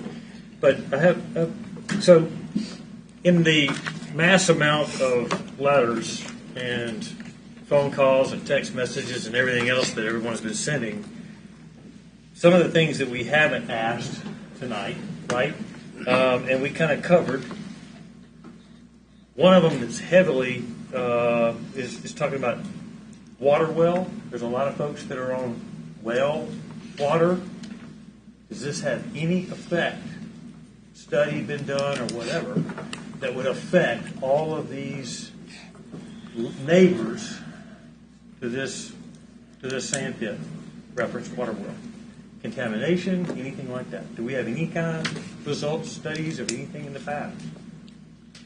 That is a function of the state. However, if you take a look at the conditions, we do require what condition? Which one is that? Condition number 19, the applicant shall update and receive section 401 water quality certification with the Kansas Department of Health and Environment and shall comply with all conditions set forth within the certification. So it is our understanding that that is part of that consideration. Okay. All right, so we're definitely looking into it. That's the bottom line. All right, good deal. Next thing. We talked about the road. We talked about road repairs. We talked about intersections and these kind of things. That's great. Can I go back to the number of trucks or the number of trips in an 8-hour day? Right? So what I'd read was up to 240 trips a day inside 8 hours. 480 minutes in 8 hours. 480 minutes. And I got 240 trips inside 480 minutes. So I'm doing the math, and I'm like, okay, so every 2 to 5 minutes, I got a truck going by me. Every 2 to 5 minutes. Is that right? Am I reading that right, or are we down to 100 trips a day, and that's a lot less? I'm trying to figure out what are we estimating? Real world, we estimate 50 trips. Doesn't mean we won't have 60 one day, might have 70 another. A lot of days we'll have 0. On average, we're going to have 50 round trips, so 50 in and 50 out. We, as you have heard, we are now taking an ultra-conservative perspective on analysis. They analyzed the largest, heaviest trucks in the computers, not the ones we use. Okay. We said, what if there are 120 round trips, so 120 in and 20 out? Please model it on that more intensive model, more than two times what. Okay, so you're planning for the worst. You Beyond presented that, beyond that. Okay. But what you've been doing and what you're planning on doing is somewhere between 50 to 60 in, 50 to 60 out. On average, 50 is what we're going to have. Some days it'll be higher, some days it'll be lower. Okay. And spread that across 480 minutes. That's a lot less than the original, what I'm looking at. 240, 480 minutes. If I live on it, I got to deal with a truck every 2 minutes. 18-wheeler dragging a big trailer with sand every 2 minutes coming by my house. And that's not economical development.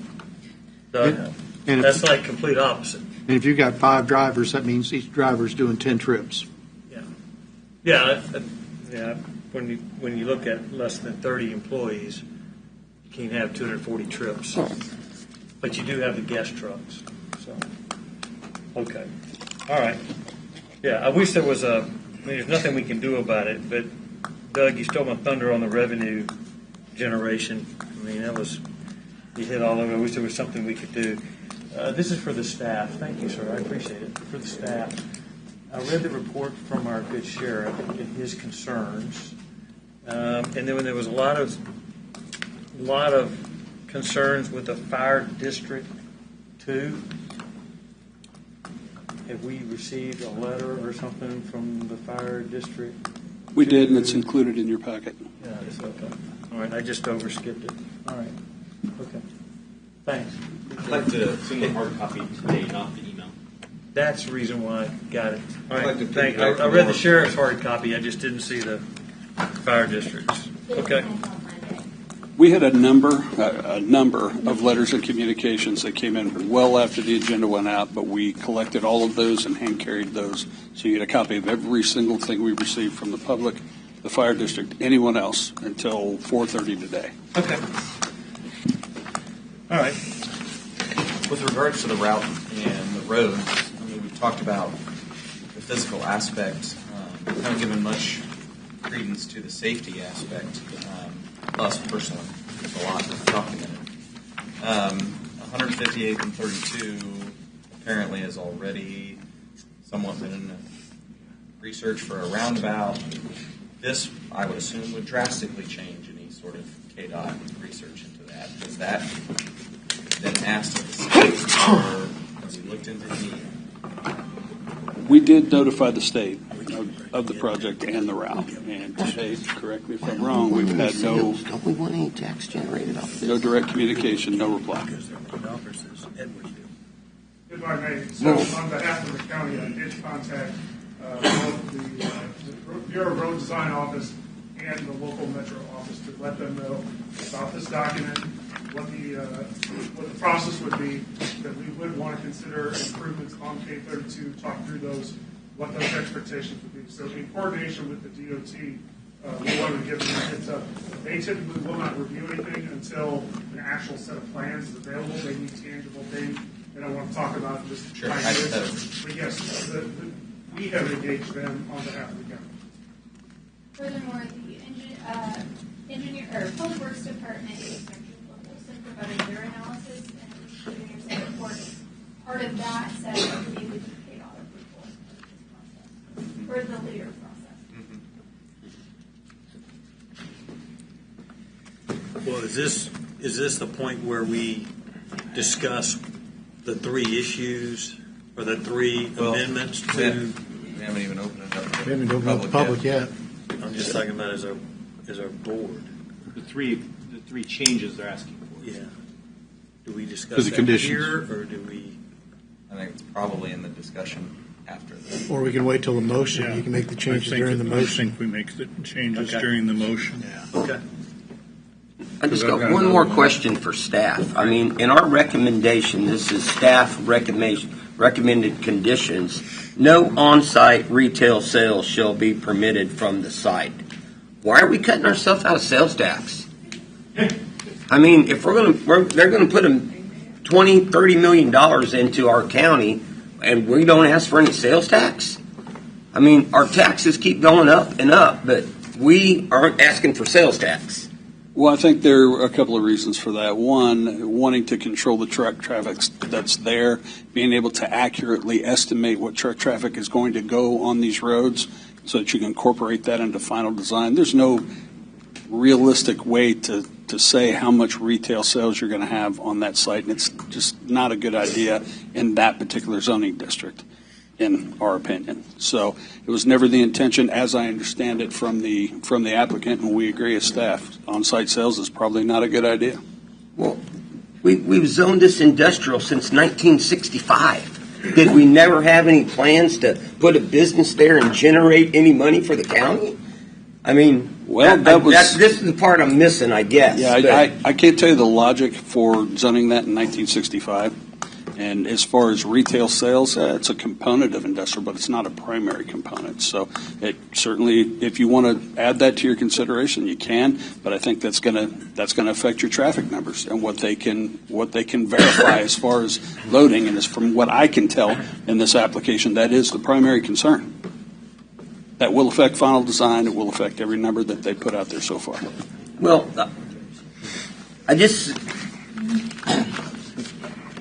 I would see this as a selling point if I could tell everybody that's standing out there, hey, we're going to be able to not raise your taxes for the next 12, 15 years because we're going to generate some money off of this. But if we're not going to generate any money, I haven't heard anything about I heard a rumor about maybe a truck trip fee maybe thrown in somewhere in the works or something on down the line. But I see a big industrial deal with no cash flow back for Leavenworth County. And unless I'm just totally missing something, but I could be wrong. I've been wrong before, so I mean, please correct me. Is there a question there, Commissioner? I'm not sure. Well, I just want to know why we're not looking at any kind of retail sales off this, other than we may have another 7, 10, 20 trucks a day. I mean, I think that's where we can make that recommendation for the development. Into the truck traffic and why it's a specific condition of approval. As part of the review process, staff did ask the applicant whether or not they are proposing on-site sales in that area. They specifically said no. So I mean that's a reflection of that. Well, my gut feeling is, and I'm just going to be honest, this is going to pass. But I think constituents of Leavenworth County ought to get some kind of tax deal out of it, other than a corporation coming in and making a bunch of money and shipping it out of our county. I think we should then, I mean, that's going to be one of my stipulations, that we have retail sales out of there where we're going to generate money for Leavenworth County. Even if it's wholesale sales. I mean, other trucks coming in, that's not retail, that's wholesale. Yeah. You'd probably generate more revenue through royalties, but all of that would be what we'd want to include in our recommendation for the BOCC to discuss. So work into the development plan, hopefully. What I would recommend, if you do have multiple recommendations for consideration in that development agreement, get those together and send those as a singular. Please consider these in your development agreement process. I don't believe it's a stupid question, so I'll ask it. That communication, is that our responsibility formally as a group, or do we Hold on. that communication? Sorry, do we put this together as a group? We haven't had a case like this in quite a while, so or is it put together by staff at our recommendation? Well, yeah, I don't think you need to make that as part of your recommendation for approval or denial. Give us a congruence of opinion on what these items are that you want to include, and we will definitely put that in the staff report along with your vote. Okay. There's one more, and I'll stop after this. It has to be a question. So, I understand what agricultural land is taxed at in Leavenworth County as a property tax. It's a whole lot cheaper than industrial land. So if we grant an SUP, and this is all industrial land, what is our property tax revenue that's going to be generated off industrial versus agricultural?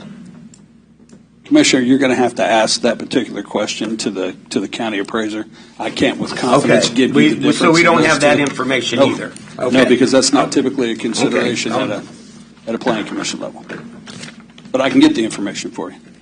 I think both the rate difference as well as whether property tax on an industrial use area is based on buildings or based on acreage would be very valuable to know.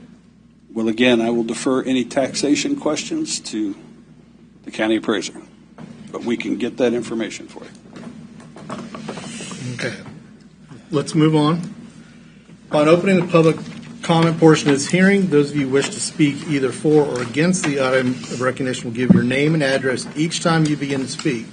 This is necessary since the public is being recorded. Public comment is now open.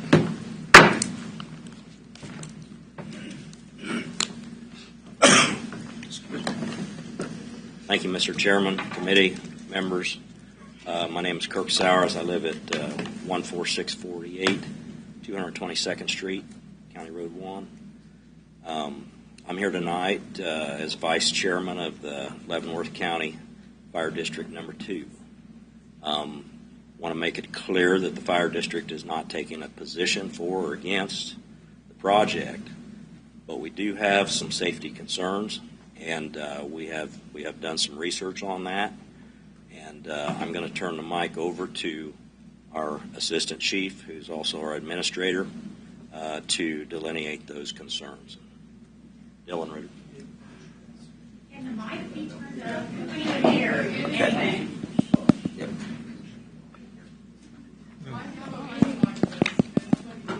I've got a really good seat. Too bad. No, I'm just kidding. There we go. Change up the mic. Good evening, Commissioners. My name is Dylan Ritter. I'm the Assistant Fire Chief with Leavenworth County Fire District Number 2. I want to relay what Board Member Sowers says. We don't want to take a position in any way with economic development or businesses like this, but based on the information that we've been able to obtain, because I have not had any direct contact with anybody from Call Valley about this project at all. The only thing I've had is the email from the Planning and Zoning Development email that we get for any projects, and that was back in March. So based off the information that we were able to obtain, our primary concern is safety, right? And so they're projecting, or they've used a number of over 150 trips a day. Even if they're sitting here saying that it's only going to be averaging a 50, we still want to base off worst case scenario, right? And this is going to be a long-term development in this area, and so if it's 20 years from now, I mean, things change in 20 years. So currently, Fire District 2 serves 92 square miles across the southern part of Leavenworth County, and we run about 500 to 550 calls a year. Over 200 of those are high-speed traffic accidents. Almost all the ones we run are high-speed. And based off the route that was presented in that email in March, and we sent this in our letter to you guys as well, but the intersection of 189th and K32, the intersection of 166th Street and Golden Road, the intersection of 170th Street and Golden Road, and 189th Street and Golden Road, in our statistics for the calls that we run and the areas we run them to, those are some of the worst intersections that we respond to annually. Horrible. I heard the thought about going to the west, which would be 222nd and K32. That one is the worst. We respond to about 4 to 7 fatalities every year. That intersection accounts for over half of those. And the route that's being proposed along Golden Road is heavily trafficked by motorcycles. The bus routes that go through there for school children, those are all very tight roads, a lot of blind corners. And I realize that they have made the comment about doing significant road improvements, and I think that's great. I would love for that to happen because we do drive large fire trucks on these roads, and they're very tight. And in some spaces, the ditches are very, very deep, and they're only a foot away from where the paint stops on the asphalt. But 150, 160 trips a day, we anticipate that would probably increase our call volume by about 15%. And we're a 99% volunteer fire department. We hope to have more staffing in the future. That's all based off tax revenue. There's not very much of it. So when you just look at what the types of accidents that will probably happen with those types of vehicles would be high-speed head-ons, motorcycle accidents versus trucks like that would be very bad. School buses are common in that area. And not even necessarily some of the severe wrecks, but just the slide-offs. It's not uncommon for us to have trash trucks or larger dump truck type vehicles just drive off the road. They slide off, or if they just get into the ditch a little bit, the earth gives way and they slide off into the ditch. So that puts the drivers that operate those vehicles at risk. Those are heavy vehicles. And the type of equipment that could be required to be used for extricating occupants from vehicles like that, is large equipment. It's very expensive. We do have some of it, but there's things that we would want as a fire department that we would want to plan accordingly for those types of trucks. So it's just important to know that currently in that area, there's, I saw the number of 23 to 2,700 vehicles a day. It feels like a lot more than that. Those roads are very, very, very skinny. And then there's also a train down there, and that railroad is a problem. It's not uncommon for those tracks to be blocked multiple times a day, very long trains that could take 20 to 30 minutes to cross. Cars get backed up around the corner onto Golden Road, so you'd have stationary vehicles sitting, waiting on trains as large trucks drive by them. And then the starting point for their route at 158th Street, 161st Street right there, there was a culvert that was just put in there. And that's a very slow blind curve. They would be turning west onto that curve, which doesn't seem very safe.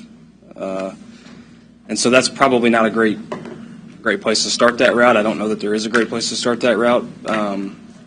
But I just think it's important for us to always put the citizens first. We always care about their safety. We want to provide the best service for them. This will be a stressor on our service if they did get into that 150-plus trucks a year without any kind of assistance from Call Value for the service we provide. And then we do feel that this would be a danger with the current proposed route if there are no road improvements. And because I can't see the road improvements that they're suggesting to make, I can't judge any of my basis for safety off of anything other than what's currently there. So we appreciate your time. You have a lot of people to talk to, and thank you for taking the time to listen.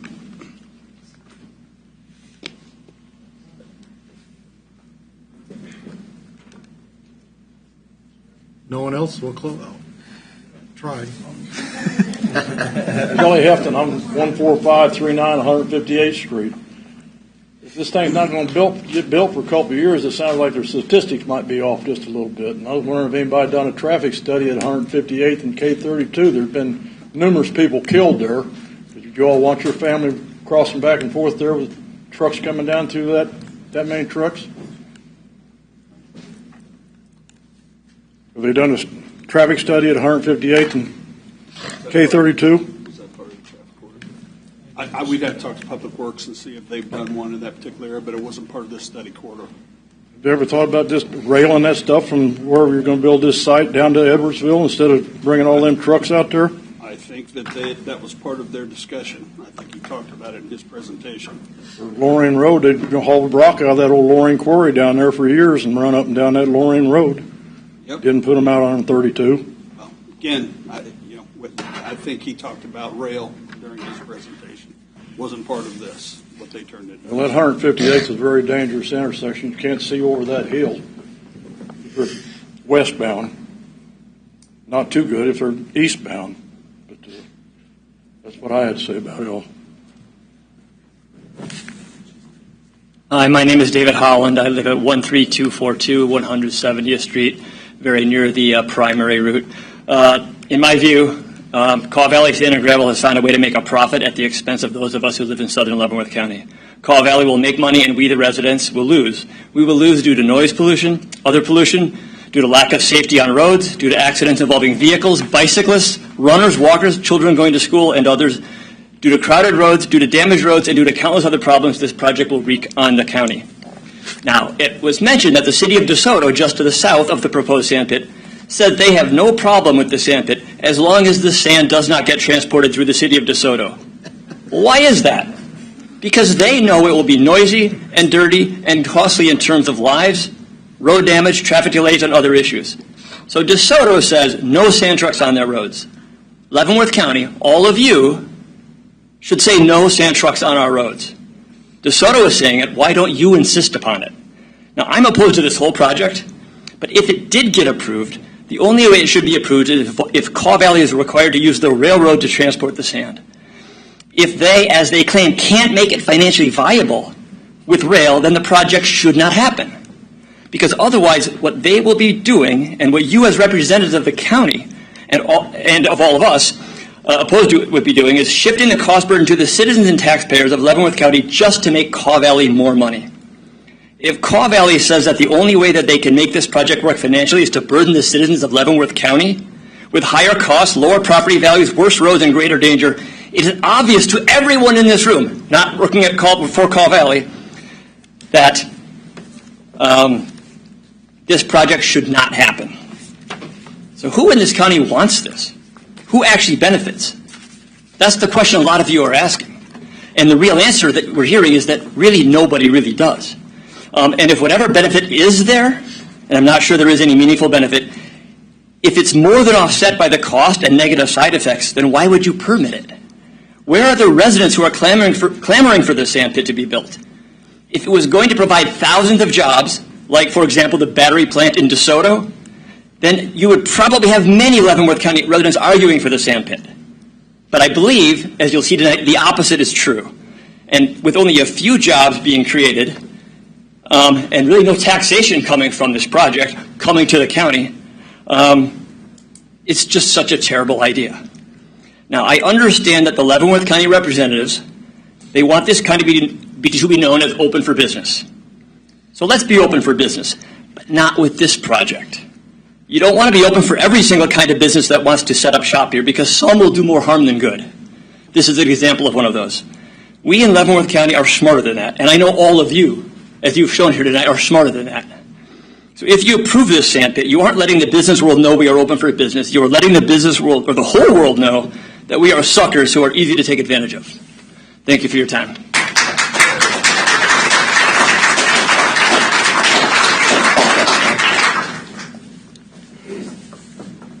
Hello, my name is Mike McDonald, 14439 Wood End Road, Bonner Springs. That's actually in Leavenworth County. There was 1,200 plus pages of this submitted for this SUP, and it's a lot to take in, especially when you need to consider how the decisions that you make as a planning commission will impact the future of the southern part of this county for 20 plus years to come. I urge you to leave the public hearing open and to not rush to judgment until you have the information you need to make a rational, informed decision, whatever that decision may be. Do not get pushed and be in a hurry. I made a few notes. Many of those have been addressed earlier this evening. I'll try to avoid beating the dead horse. However, my first point was, what benefit does the county receive from this project? No sales tax, virtually no property tax, and you can take all the industrial zone property you want, put a hay bale on it, and all of a sudden it's taxed at agricultural. So don't count your chickens on industrial taxation. We talk a lot about roads. That's a huge problem about who pays for it and how that happens, and it's going to be sometime in the future before we know about that. Railroad crossings. Oftentimes, both crossings are blocked, sometimes historically as long as an hour. Usually it's less than that. If I'm Kaw Valley and I'm sitting here with loaded trucks and both railroad crossings are blocked, I'm sending them down straight to DeSoto. So, what does that do to the terms of the special use permit? DeSoto. Oh, we're a small community, family-oriented. No, they're not. They're a giant employment behemoth with a battery plant, a data center, and way more warehouses to come. Why don't we just cancel all of these haul routes that Kaw Valley has proposed and send them to DeSoto? They seem to like trucks now. That's a legitimate point. I'm just not making fun of DeSoto. There was a discussion about tree screening. Tree screens take years to develop. So the trees and the bushes and the sound barrier will finally be effective long after Kaw Valley's gone from the scene. We talked about the community park. I would like something in writing from Leavenworth County that says this will not be our park. And at that point, these tend to have a transition to becoming landfills. The company gets tired of maintaining it. The owners of the other part get tired of dealing with it, and they can rent out space at the bottom of the pond, fill it full of stuff. It's happened before, not far from here. I expect it to be a landfill start being a landfill in 15 years. Water quality, yes, it absolutely needs to be tested now and in the future. We talked about truck traffic. I was glad to see Fire District 2 was here this evening. And there are plenty of other large and small issues that I did not identify, but I urge you to become familiar with the details of them. Ask questions, not just of staff, not just of the nice folks with Kaw Valley, but ask questions about other people that might have other answers. Do that before you make your decision. Thank you.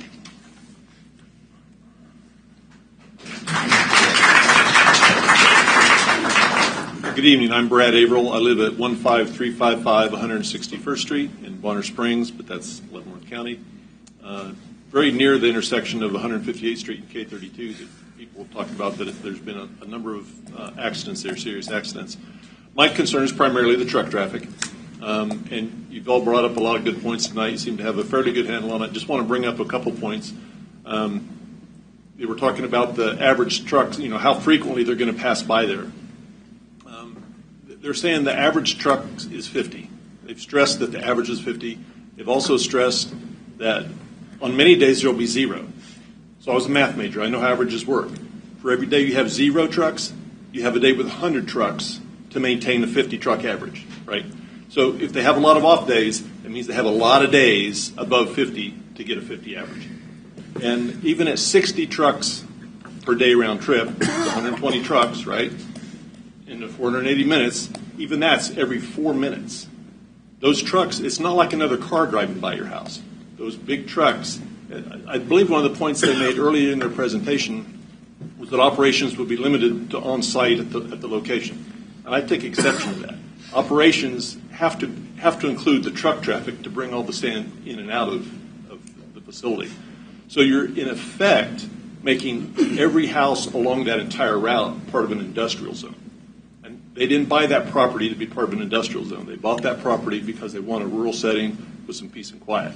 And putting that many trucks down those streets, down those roads, will destroy that environment that they've so dearly bought into and have enjoyed in many cases for many years. And regardless of what improvements are made, that route has a lot of hills, a lot of curves, and regardless of what improvements are made to the pavement, you're not going to eliminate the hills and curves and blind driveways. And those trucks, particularly when they're fully loaded, cannot stop very quickly. Cars can stop much more quickly than a truck can. I know you all know this, but coming up over a hill and a car's turning right or going across traffic, pulling out of a driveway, you can't measure the impact to the community. I know they've talked about safety. You just can't measure the impact that's going to have on people that live along that route with that amount of truck traffic. So, thank you.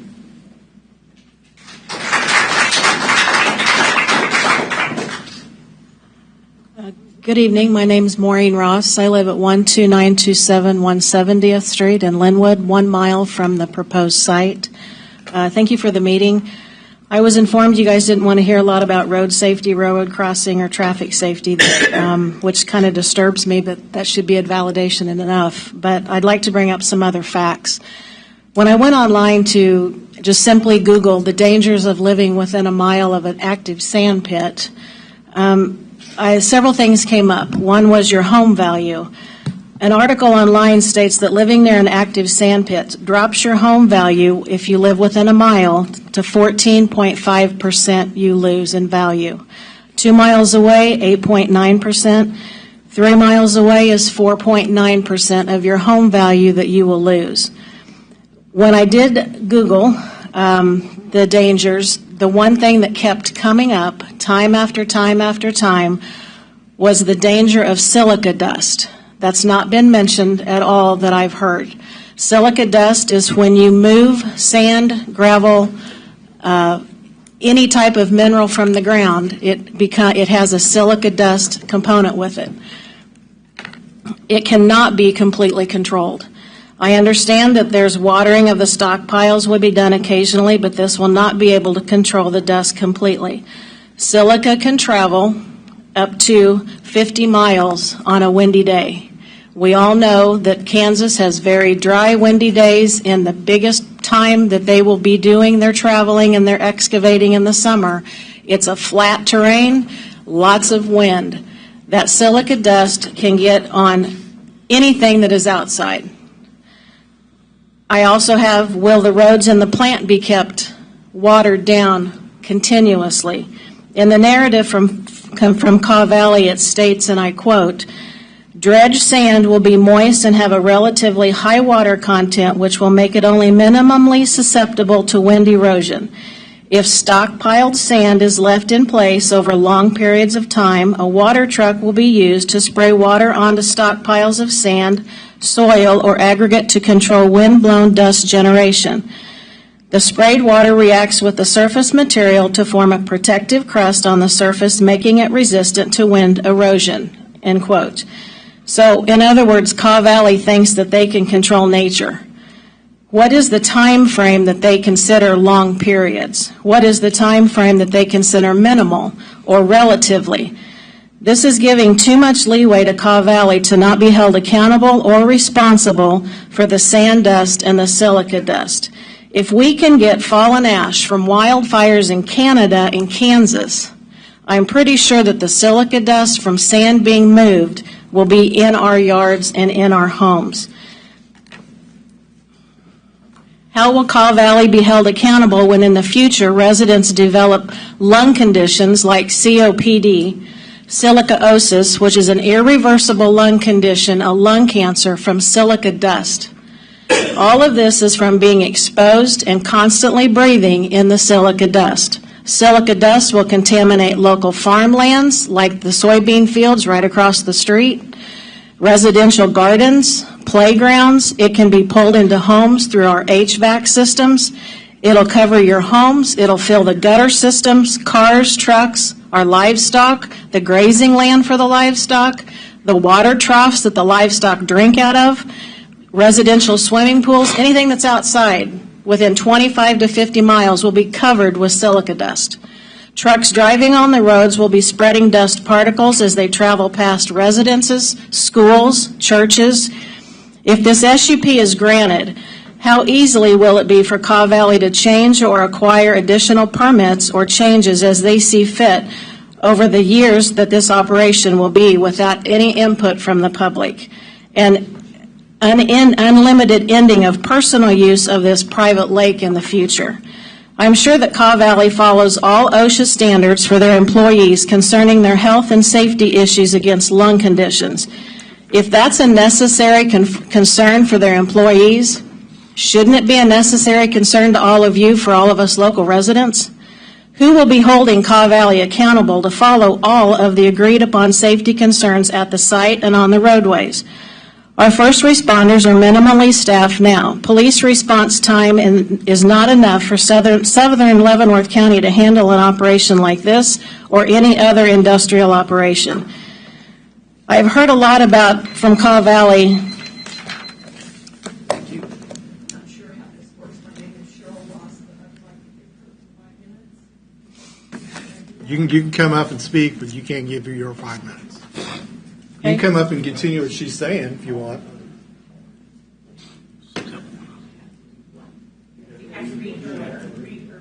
Anybody want to finish reading for me? I will. Okay. I've heard a lot from Caw Valley about road improvements to pay for the cost of dollar return. On roads are just fine right now. Yeah. And then finish here. Yep. Thank you. I've heard a lot. Before you start, we need your name and Oh, I'm sorry. Yeah, my name is Dan Yates.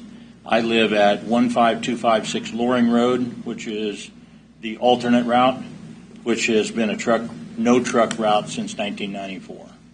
We'll do a little on that later. I've heard a lot from Caw Valley about improvements that favor the county and money in return. Our roads are just, I can't.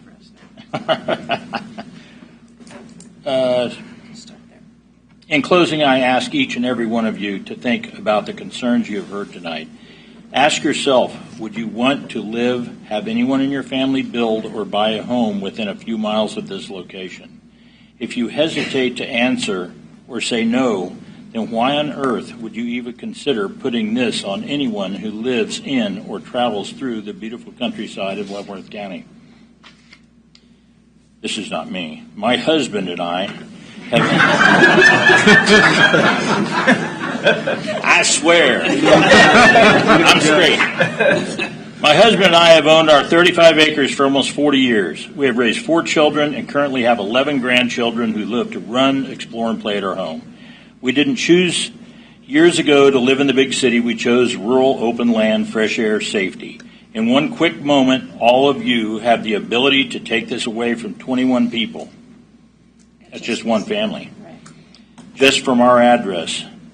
Look around you tonight. Read the emails and put yourself in our shoes. Allow us to be left alone. Allow us to keep our homes to our health and let southern Leavenworth County prosper in a residential way. There are thousands of acres to be for development for thousands of other families to enjoy in the future, maybe even someone in your family. However, if this is passed, all of this will come to an abrupt halt. Please don't sell our end of the county the short stick. Stand up for us and do what is in our best interest. I want this on record. Thank you.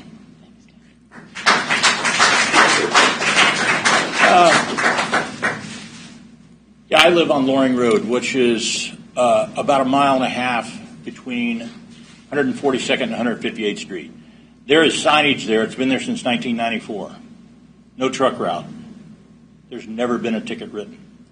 So you guys actually have the authority to approve this thing, but the county has no teeth. These guys are like 5 or 6 officers short. The only time we see a sheriff in our end of the county is if there's a wreck, a fire, or a murder, which is no murders. I also want you to know a little bit about who you're dealing with. This is something that's going to be new to all of you guys, but September 13th of 2024, I heard a noise out in front of my house. I went out on the road, and it was Terracon. I don't know if you know who they are. They're a drilling geo company. They do testing. They were drilling core samples in the middle of the road. They drilled core samples on Golden Road from 32 Highway to 158th Street, up 158th, and all the way down Loring. I asked the guy, I said, "What are you doing?" And he said, "We're just taking core samples." And I said, "Who for?" And he wouldn't tell me. So I called Stephen, and I said, "Mike, what's going on here?" And he goes, "I don't know. I'll get a hold of the road people." And they didn't know either. Well, I've been a contractor for 40 years, and I know I'm a small contractor, and I do a lot of work in Johnson County, and I know before you touch anything that belongs to the city, sidewalk, street, approaches, you get a right-of-way permit. They didn't get one. Nobody in the county knew about it, so they took it upon themselves to do that. So my point being is that this special use permit of trucks having to follow this route is pointless. There's nobody that's going to regulate it. Who's going to do it? Are you going to hire an extra officer and have them sit down there? Or are you going to wait for residents to tattle on them and say, "Hey, a truck went up my road. There's trucks going up my road." Who cares? We're not going to call you guys. That's not your job. But you have to realize the county, with their limited budget, you guys have no inspectors. You simply don't have the capacity to regulate these guys the way they should be watched. That's something to think about. Appreciate your time.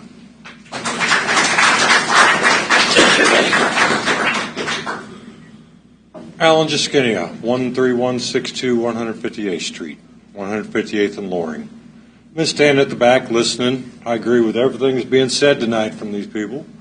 One thing that kind of crossed my mind is I live roughly 30 miles south of here.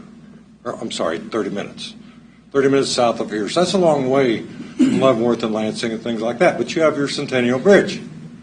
We have the Wyandotte Street Bridge. People in DeSoto are using that to come to the south end of Leavenworth County and looking at property. 3 bridges cross the Kansas River. K7, Wyandotte Street, Eudora. Is this what we want to put in our industrial area from 1965? Being zoned industrial has nothing to do with it. The fact of, in 1965, it was a trestle bridge. We didn't deal with DeSoto. Now we do. and they're giant. If you want people to come south, you got to let them. Thank you.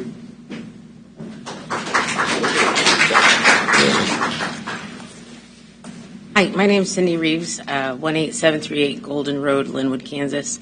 Actually, I have two properties that are going to sit on the line, but the one I'm more worried about is the one at Golden Road. So I've lived in Leavenworth County my whole life, with the exception of a little while when I was teaching in St. Joe, and I moved back here because I didn't want to live in the city, but I wanted an old historic home. My home sits right on the corner of Golden Road as you turn that really horrible corner, and then you hit Tall Oaks Camp, and then you hit 32 Highway. That corner. So Life Flight lands right in front of my house. And I know that because I've seen it land there multiple times. The ambulance drives out, they pick up whoever they're going to pick up, and they drive back. I had to explain to my kids when they were little, I've lived there 15 years, that Life Flight doesn't come out for just regular accidents. If Life Flight's out there, it's a big deal. I've called 911 more times on people that have wrecked, burning cars, things that are going on than I care to admit. It's probably once a year at least.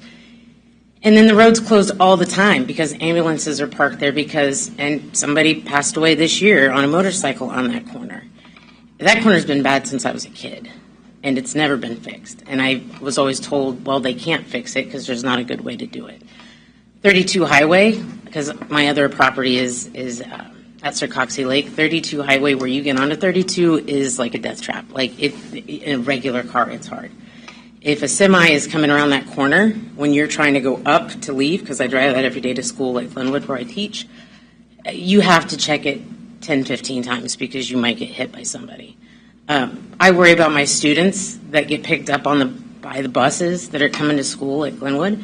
I worry about, and I taught at Linwood too for a while, and I also worry about when you have the Lake Stop corner. That corner, I've known kids who died on that corner. I went to school with kids who died on that corner, and again, there's really no fixing it. So when I see that there is a viable way, maybe not, I actually think it would be cheaper, but a viable way to go out and around behind, like you were talking about hooking up the two roads, or even on a train spur, which I know that's expensive, but that seems to alleviate all of our problems, to get them off of our county roads and our state roads, especially when we're not going to get any money from it anyway. I mean, my taxes have gone up substantially in the last 15 years. Are they going to go down now because my property value is going to go down because there may be 200 trucks going by my house a day and rattling my windows and ruining the 1890s house that I bought?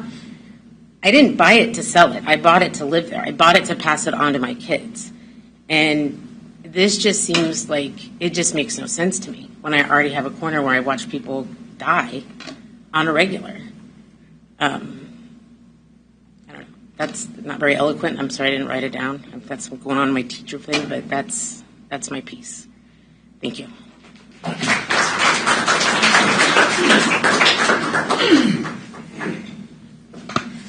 My name is Paula Jaskinia, 13162 158th Street, Bonner Springs, Leavenworth County. We are on the corner of 158th and Loring. We would be doubly impacted because we're on the corner, so if they use the secondary route, we get the truck traffic going in front of us and down the side of us. So that 50 becomes 100. I'd like to associate a sound with you that I hear not totally infrequently. That's the sound of two vehicles hitting each other in the intersection, and then about 8 to 10 minutes later, you hear the sirens. We hear it, we see it. I watched a rollover accident where they had to extricate somebody from the side of a car there because it's dangerous. I'd also like to do a second point, and that's about truthfulness and honesty. And I think that businesses have a responsibility to be truthful and honest, not only to the governments they're working with, but the citizens. Pre-COVID, while they were trying to have another SUP passed for this same purpose, we discovered that Kaw Valley was multiple years in arrears on its property taxes for Wyandotte County to the tune of $300,000. Now, I want you to think about this because that's where they're headquartered. That's their home. That's where they make their money, and they weren't paying. We brought that to the attention of the Board of County Commissioners and wanted to make sure they were aware of this, because if they're not paying their home county, why would they pay Leavenworth? We were told by Kaw Valley's representative that they were in the process of changing bank accounts. And I have worked for and with companies in finance before, and it does not take multiple years to change bank accounts. But miraculously, within about 48 hours, that $300,000 was paid. This is not slander. This is true. Yesterday, we had this community meeting with representative for Kaw Valley, and I asked the question, sorry, I'm having a mind meld right at the moment.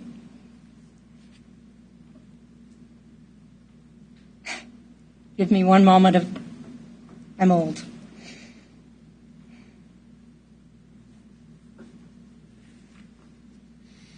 I'm sorry, it has come straight out of my head. I'm shaking because this is really going to impact us. This is where my husband and I bought our dream property. And my dream never included industrial traffic. Yeah, there's a truck now and then. Absolutely. Totally understand that. But not every 3 or 4 or 5 minutes going by our house. That industrial property doesn't stop at the area that's industrially zoned. It stays with each truck all the way. And please, look at all of these people. Aren't they what counts? We pay our property taxes. I pay mine on time. So I just hope that you'll remember these things going forward when you make your decisions. Thank you.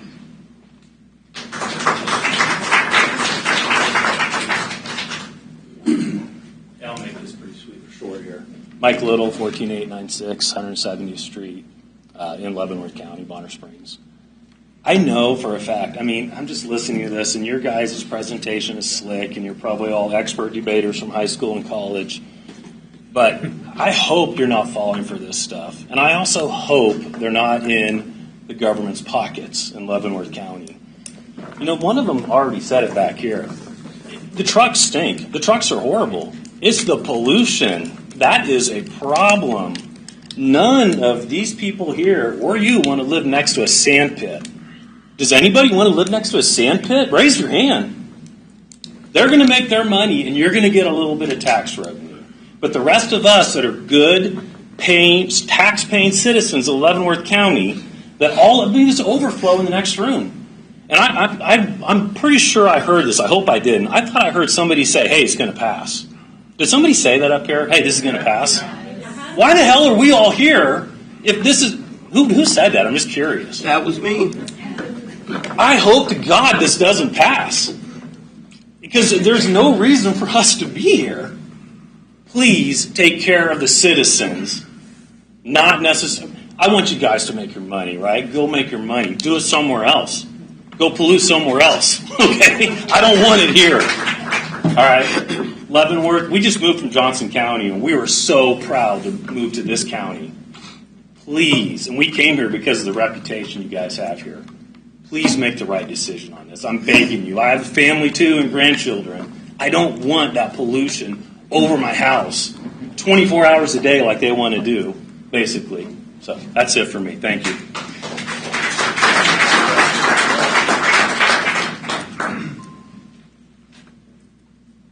Pick on the county a little bit.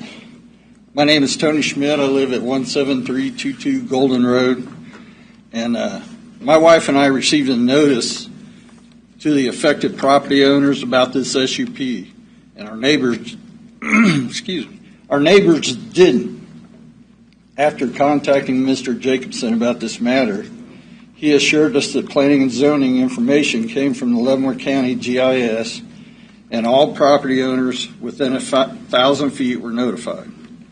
Upon looking at the GIS, we found our property is more than 1,000 feet from the area. We were mailed a notice by mistake. A core report was requested of affected 1,000 footers, and we were on the list with our address and an address that isn't ours and land we don't own. And the land we do own is not titled correctly. So the correct landowners didn't get notified of this procedure. So the GIS system is obviously flawed, and I have a paper here that shows the comments and everything about Olson and the applicant arguing over this, and they put it in our name. Also, earlier I heard staff and Call Valley talking about this is zoned I-3. Do we not observe the golden factors anymore? Because it sure does not meet the characteristics of the neighborhood down there. So that's all I got. Thank you.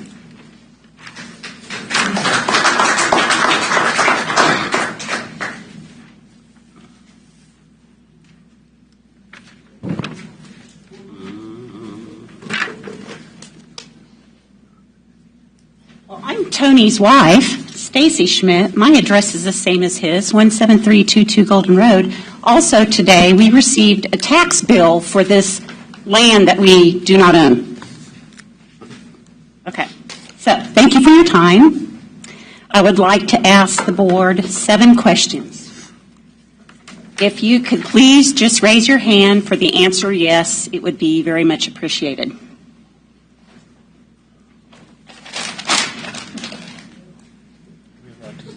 Have all 10 board members read the 1,240-page application from Call Valley?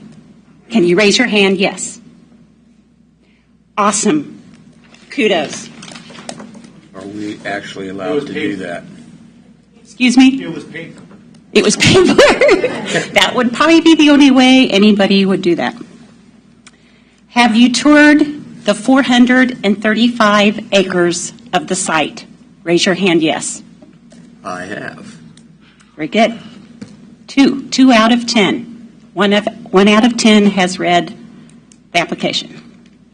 Did you witness the character of the neighborhood at the site? Raise your hand, yes. 2. Well, 3. Okay, 3 out of 10.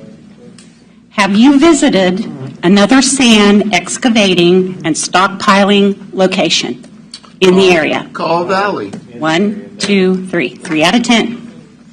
Did you witness the character of that neighborhood? 1. Industrial. 2. What I mean is the likeness. The likeness, not the zoning, the likeness. In the area or in The general? likeness. What is around that area? What is the neighborhood now? Have you driven both the primary and secondary routes Call Valley intends to use? Raise your hand, yes. I've driven the route. 3. 3 out of 10. Have you driven both routes in a loaded dump truck? Raise your hand, yes. This isn't funny. No, you haven't. One son do it, but we're okay. Have you driven both routes in a loaded dump truck 10 to 120 times a day? Have you driven a loaded dump truck on both routes 10 to 20 times a day, 5 days a week for 25 years? Do you see what I'm getting at? The magnitude of your decision? It's enormous. Now I have some numbers for you if I can get through my speech. Number 1, we have a low clearance road crossing. We have a Christian retreat, Elm Grove Baptist Church, a cemetery. We have a foster care community directly off the route. We have 5 businesses off K32. We have 5 bus routes that are taken daily from Linwood Elementary School, when the school is in session, there are 5 subdivisions off of K32. And those 5 subdivisions are Walnut Ridge, 32 homes. Bear Lakes, 44 homes. Sarcoxy Lake, 95 homes. Timber Lakes, 102 homes. Tanglewood, 105 homes. We have 217 students at Linwood Elementary. 15 miles of Leavenworth County roads that will be impacted, 21 intersections, 31 culverts, 35 staff members that commute to Linwood Elementary every day, 40 access points off of K32 for agricultural land use to get in and out of their fields. And lastly, 476 homes south of Linwood Road, K32, to the Wyandotte County line that will be exposed to industrial traffic 8 hours a day, 5 days a week for the next 25 years. We're all here to voice our concerns for the same reason. We love our space. We've worked hard to achieve our homes. We want to keep our homes the way they are, rural, residential. My final thoughts? There aren't any more final thoughts. Thank you.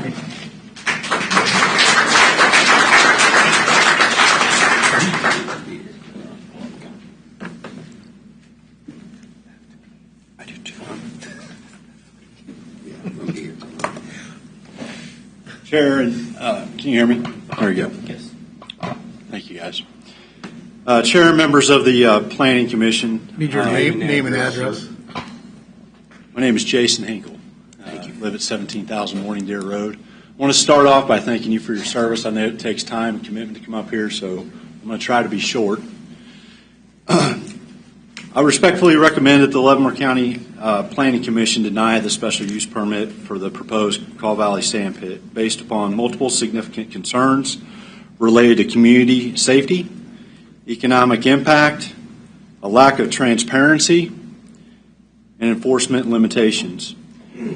Start with the lack of economic benefit. It really offers no measurable economic benefit to us. It all goes to Wyandotte County.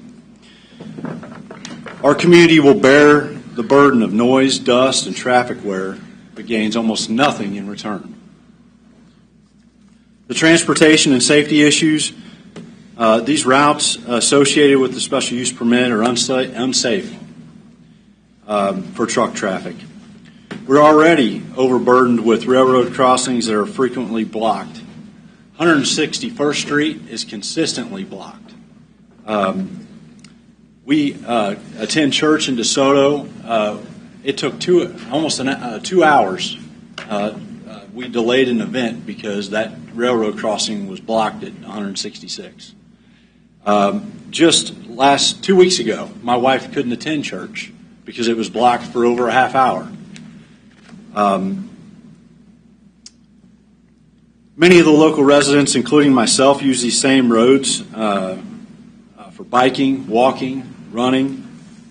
There's steep ditches, curved roads, poor lines of sight, making these routes extremely dangerous already, let alone with additional truck traffic. Specific intersections of concern are near Lake Stop at K32 and 158th. The fatalities and serious injury accidents speak for themselves there. 189th and Golden Road with that tight turn to go eastbound. 189th and K32. Back that up. 189th and Golden right there to go northbound. 189th and K32 to go eastbound, and then the blind intersection that's right there near 170th and K32. Multiple locations on Golden Road where the culvert pipes are already failing. Our community has made it clear that we don't trust Kaw Valley. They don't intend to contribute to road improvements. Without a binding agreement or clear funding plan, taxpayers will be left to bear the burden of cost of development and repair caused by industrial truck traffic.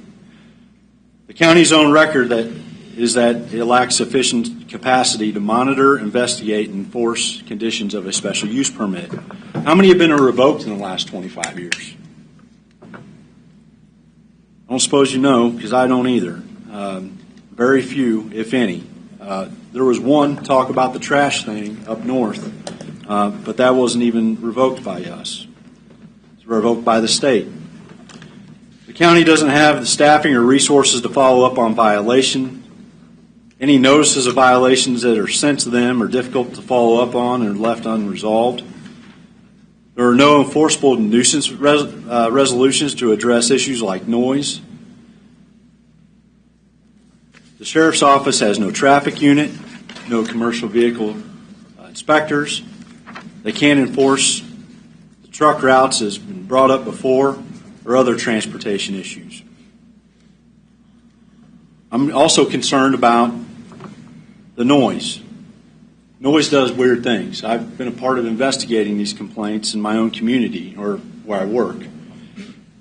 It'll go over property lines and then turn around and go into bedroom windows hundreds of feet away.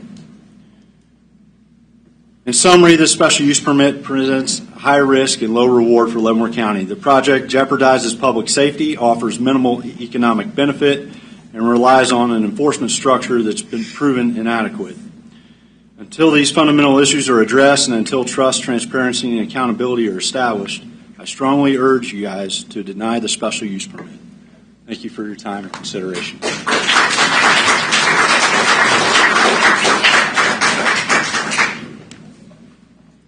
My name's Mark Tinberg, 16904 Kreider Road.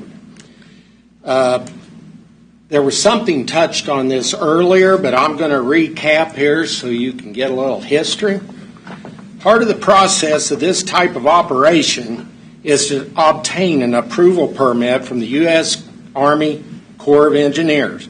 In 2019, when Kaw Valley was seeking a said permit on Carolyn Springs property for the same type of operation, surrounding property owners were sent a public notice from the Corps. The notification explained intentions of Kaw Valley, including the possible environmental impacts and the concerns. This new proposal states that the facilities, the operations, the stockpiling will be on a totally different piece of property, not the property that was listed on the original Corps of Engineers permit. The property is under different ownership and has a different legal description. So it shows up there on their screen, it's all one parcel. It's not. It's owned by two different owners. Furthermore now, this will encompass new surrounding property owners. As of today, these property owners have not received notification for the U.S. Army Corps of Engineers regarding this new location, nor has any of the property owners surrounding the 435-acre, now this isn't the pit, this is the total acreage of the development project. We have not been notified. I think it's coming later now. In addition, there is a U.S. Army Corps of Engineers flood protection levee running right through the entire length of this proposed property. The levee protects hundreds of acres of private property, including residential homes. In Kaw Valley's proposal, they claim it is a non-jurisdictional levee. This is not the case. The plan shows dredging extremely close to the levee. Kaw Valley also states within their proposal they will be modifying the levee. These actions would put private property owners at risk that are protected by this levee. There is a Lenape Drainage Board District Board that is voted in by the Leavenworth County residents that own property within the district. It has been that way since the board was formed, or the district was formed. The board is responsible for maintenance and repair of the levee system. In 2019, the board hired an engineer to review the last proposal that Kaw Valley submitted. The engineer advised the board request answers to 10 different questions. The board sent a certified letter to Kaw Valley's attorney. It was received and signed for, and to this day, the board has never received answers to those questions. That was in 2019. I have contacted the U.S. Army Corps of Engineers, head project manager, by phone and email. I have not received a response back, which is probably due to the government shutdown. So for these reasons that I've brought up here, I'm asking you to postpone any decisions until these questions are answered. Thank you.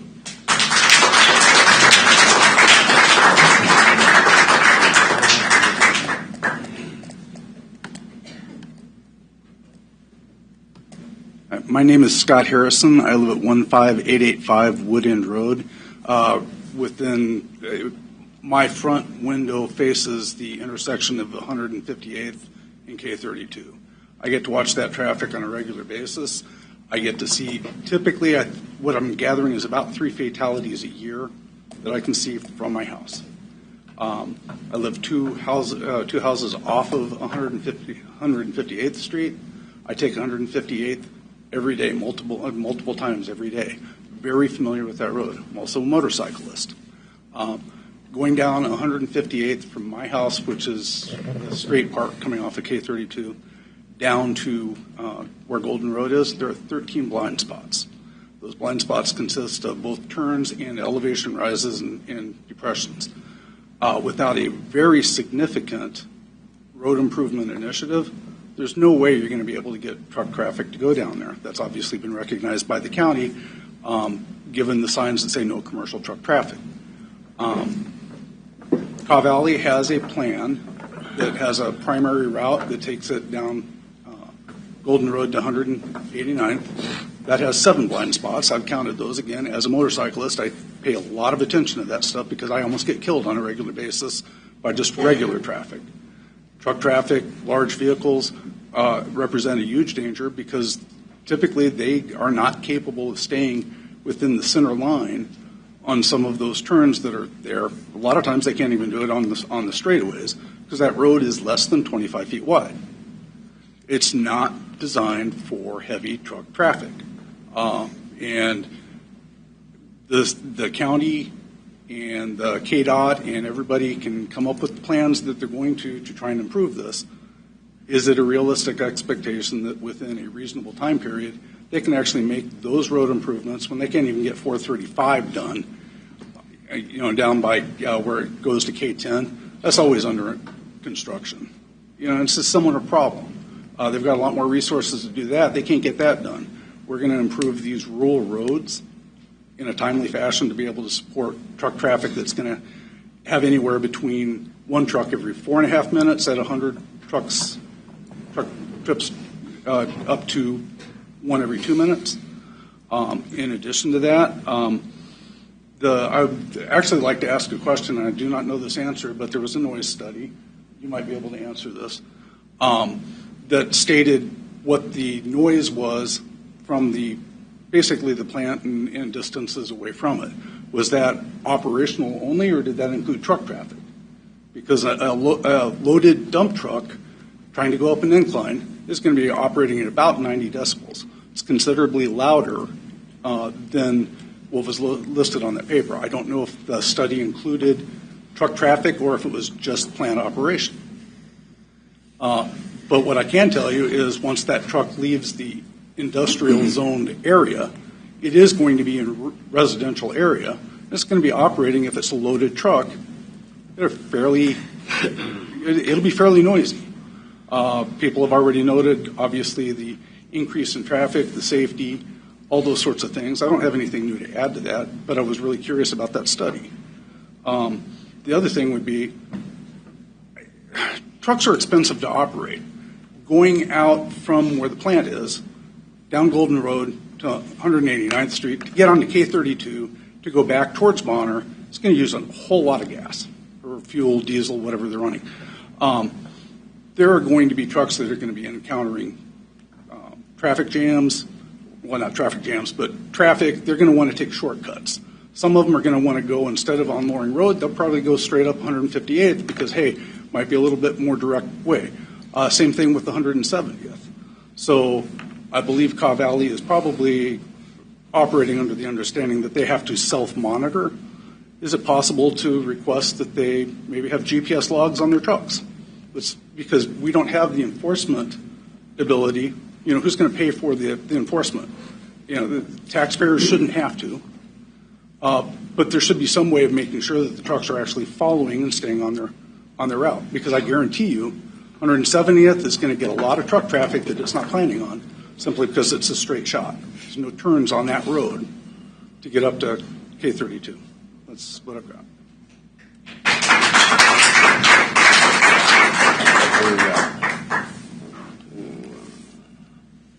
My name's Todd Donaldson. I live at 16440 Golden Road. I'm literally right across from the proposed sand pit. I kind of went back just to look at the 2019 one that was proposed, and in doing so, I kind of noticed that the FEMA report that was supposedly done on this project is just kind of, in my opinion, was kind of rubber stamped because they didn't really review it because these guys are using a 1977 data there to use for the project, and GBA, those guys are saying that there's no stockpile in the vicinity, so there's no rise. Well, according to FEMA, if there's even a stockpile in the site, it is a rise. You got to have a full investigation from FEMA to approve this site because you're going to have a $4 billion battery plant sucking 4 million gallons a day out of that aquifer that these guys are messing with. And they say they're not, but it is attached to the river. So they will be messing with it. I just think that this needs to be investigated the proper way, and because FEMA recognized an engineer stamp that said no rise because you guys are calling these stockpiles just temporary. They're not temporary. They said they're going to be running stockpiles there the whole time. They're going to take one, build another one, build another one. And then going back to the load count and everything, the gentleman said that they're going to do 10 acres a year. Well, if you take 10 acres times 50 foot deep, that's what the plans call for, you're looking at 1.2 million tons of sand a year. Well, if you do the math, he has 50 trucks loads going out of there a day. Well, that's only 438,000 if you run 365 days a year. So the math doesn't add up. So I think someone up here asked him how much that dredge will do in a day. Did you guys get the answer? I didn't hear it, but I'm sure it's somewhere between 8,000 to 10,000 tons a day. 180 tons an hour. They're working 24 hours a day. You guys just do the math. Something's just not jiving. And then those guys are saying, 180 acres is all they're going to do out of that 435? Well, that's a lot of acres they're going to just let sit idle. So the tonnage is there. So the load count's wrong. The study on the road was done wrong when they're saying 120. Oh, we're going to say, we told the guy to double it because we feel generous. Guys, they're talking about you're going to be moving, because even in the first 2019, those guys said they're going to be hauling 3,000 tons out of there a day. And now he's quoting 1,200 tons. He's even took it back on 50 loads times 22, 24, whatever you guys want to use per ton, because they still got the legal weight limit. And then we did a site study on the road.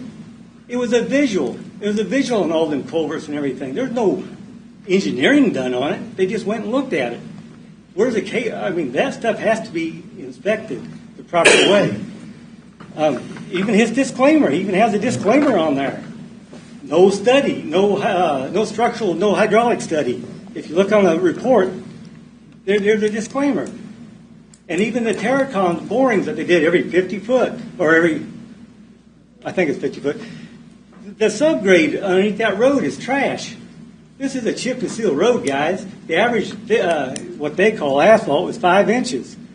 So if you end up actually hauling what these guys, I think, are capable of, which anybody, I mean, you're looking at 200 to 300 trucks a day, and that road is going to be trashed within 3 years, and those guys are going to come back to us and say, hey, you guys gave us the permit to go, the road went to crap, and now we got to pay for it. Something's just not adding up. I think you guys need to figure out what we need the numbers. And I don't think it's that hard to ask for. And the noise. I mean, the Jake break is what, 100 to 120 decibels? I live right there, and those guys say they're not going to use their Jake brakes. Well, everybody's going to use their Jake brakes to save on their damn brakes. I mean, I live there, and then those guys say, "Oh, we're going to put a berm on the north side." Well, the gentleman right there just said, "Oh yeah, that's to keep the noise going to the south and the north." Well, I live north. I hear it.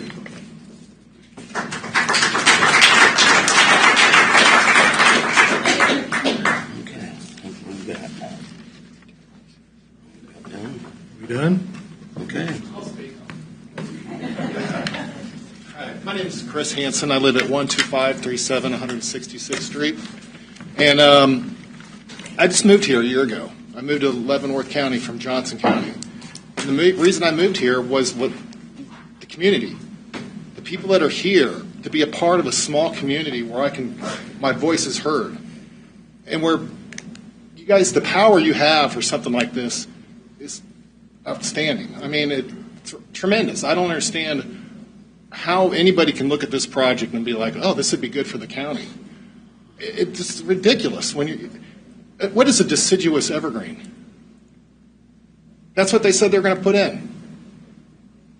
I mean, I'm a little bit at loss for words. This is all new to me, but I just can't believe with the power you guys have, you would let this go through. I mean, it's for a county that was, 1857? There's a lot of history to this county. Do we want our future to have a sand pit stuck there in 50 years for our grandchildren to look at?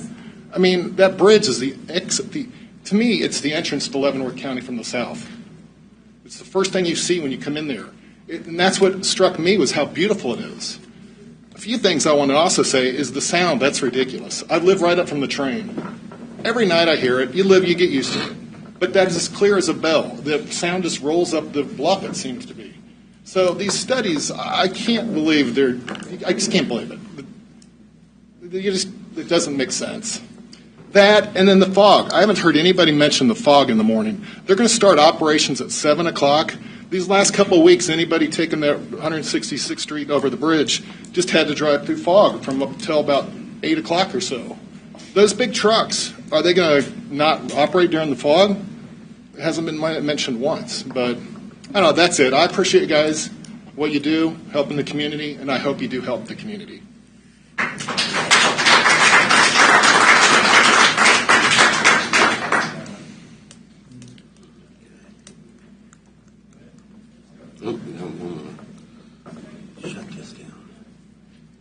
Good evening. Hello, everybody. My name is Matthew Ross, and I live at 12927 170th Street, Linwood, Kansas, 66052, which is only about a mile as a crow flies from this proposed operation. I'm amazed with the knowledge and of everyone that has spoken tonight. They've brought up some points. Some of the things that come to my mind right off the bat is the noise, the pollution, the noise from the trucks. Of course, the roads are too narrow. I live there. I know. There's one particular bridge west of 170th Street. There's a bridge and there's a curve right before it. When trucks are in curve mode, they're taking up more space. It's an extremely dangerous situation. So let me start here by saying that I'm here tonight to ask to vote no, for you guys to vote no on the proposed sand pit operation near my home. I, like 100 of the other of us Southern Leavenworth County residents, we're vowing to be stumbling blocks for this ridiculous venture that is brought before us. We don't have many issues down here in southern Leavenworth County.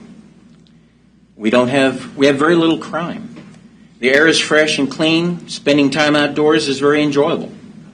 So when our community hears of these proposed changes, we become very concerned. And this isn't just about one project, but it's about future projects also. One gentleman mentioned that if you allow this kind of ridiculous operation to begin, then more companies are going to say, hey, look how easy they are. Let's go in there and let's get what we can.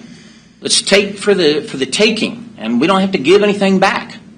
That's what this appears like. It almost seems like it's a railroading situation from the old days.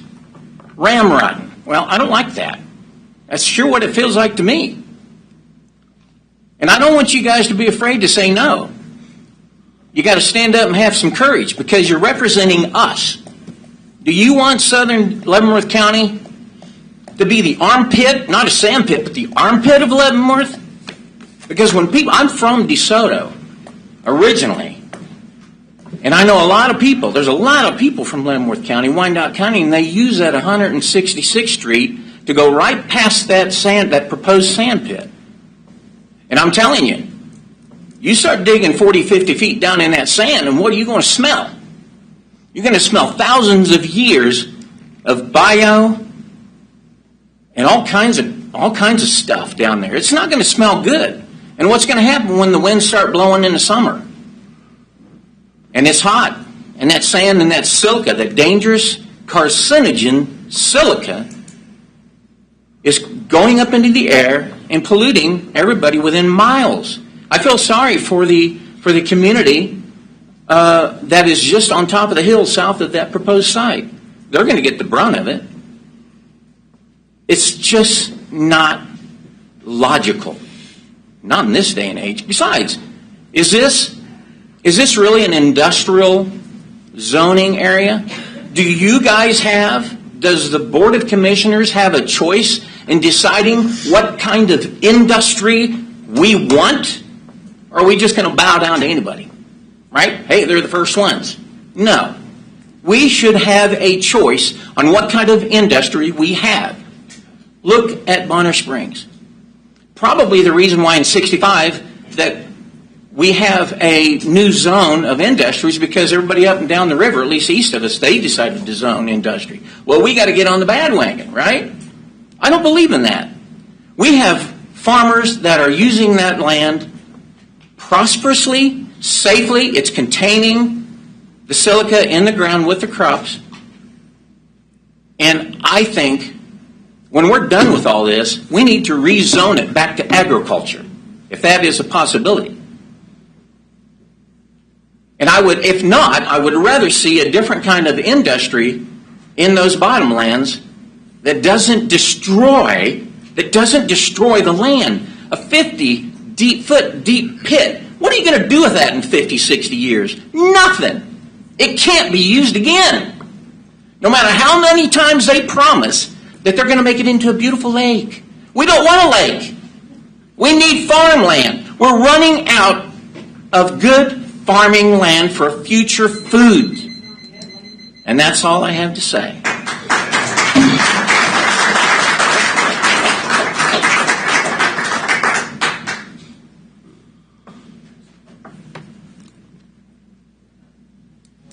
Good evening. My name is Damian Martell. I live at 14725 Crider Road, right out there just off 142nd. And so I'm right north of all this, what's going to be happening. I stand here in representation of my wife, and I have 14 children, and they won't let me move. They love our land. You all have a responsibility to everyone here and this whole county. There is no urgency that this has to happen tonight. Get the damn answers, pardon my French.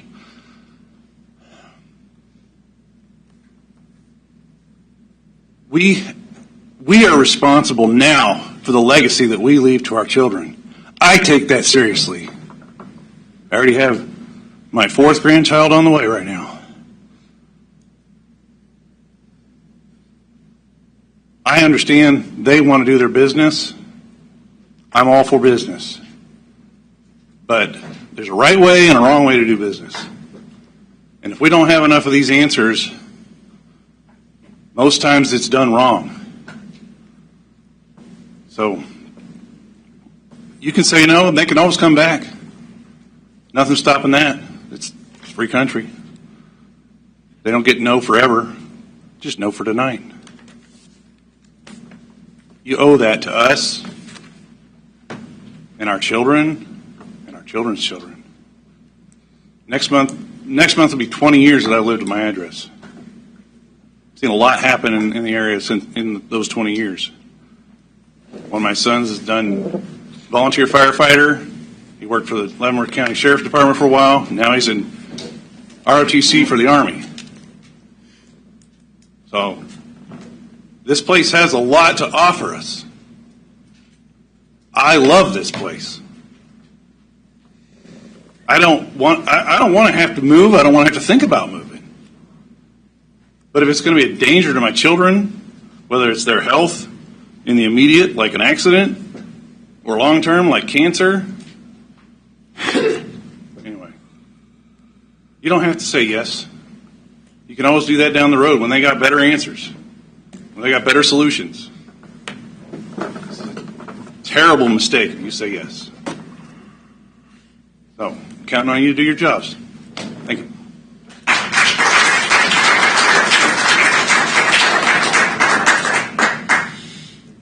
Believe that's it? One more. Good evening, Jennifer Smith Janes, 13804, 158. Sure. Is that better? I hate public speaking. Just on a personal level, first of all, thank you for being here. Appreciate your time. Perspective on the road, getting my mail is like playing Frogger. Like literally, is the car coming? Don't do it in the dark. Thinking about the mail delivery trucks.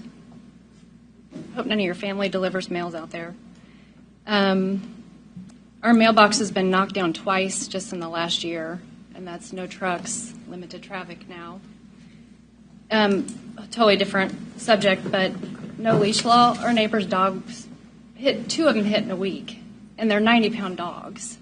I mean, that's just caters to the roads out there and the traffic. Again, personal. My mom has COPD. I really hope if this thing happens, I really hope you guys research and decide, make a conscious decision if this is right. They have control of the number of trucks that they're paying people for. Do they have control of outside of that? So all I ask is please make sure you're making informed, conscious decision. Thank you.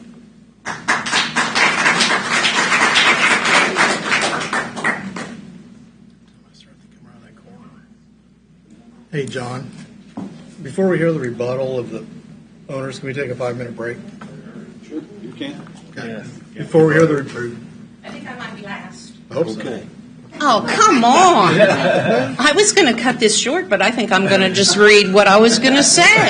It takes 4 minutes and 18 seconds. Okay. We'll time it. Good evening. I'm Nancy Carpenter, 14681 Crider Road. That is Leavenworth County, even though it's Bonner Springs. First off, my thanks to each of you. You are volunteers, and this week has been rough on you because you had over 1,000 pages to read, and we know at least one of you read the whole thing, so that's awesome. I also want to thank the community members. You have been incredible. You have come, you've supported, you've said the things you needed to say. That is really heartwarming. Decisions about growth in our county should take into consideration all the players and affected stakeholders. Obviously, that includes the applicant, who's primarily concerned about their bottom line, but is obligated to look at the neighborhood that's no more than 1,000 feet beyond their property line. The Leavenworth County Public Works Department is a player, as they care about the roads and infrastructure that would be impacted by this project. Another player is planning and zoning, which has its own checklist, but it seems as though the direction they take is based on what the application says and what the applicant has written. The Planning Commission is the first place where the citizens of Leavenworth County, arguably the most important stakeholders, actually become part of the mix. I'm going to spend a couple minutes kind of going back over things you've already heard, but I'd like to talk about the people that live along the proposed haul routes. Hauling sand is a critical part of the industry. To me, that means the industry is moving along the haul route with every sand truck. The people along and near those routes live in areas zoned as residential. Number 12 of the condition says 65 decibels along residential zoning is okay. Page 5 of the noise study indicates that the decibel reading of a truck at a distance about 30 feet is 72 decibels. Is that acceptable in a residential area? Perhaps every now and again, but the proposal speaks of an average of 50 trucks across 8 hours a day, Monday through Friday. That's 100 trucks, which breaks out to about a truck every 5 minutes. But better yet, the proposal says we could have as many as 240, and this young man already did those calculations for us, that we could see a truck every 2 minutes going by our homes in this residential area with decibels well over what should be happening in a residential area. You need to dig into studies about how property values are affected by routes, sand hauling routes. One of our colleagues already mentioned that. You need to read about that. Did you notice in the condition number 11 that trucks can't enter the proposed site before 7 a.m.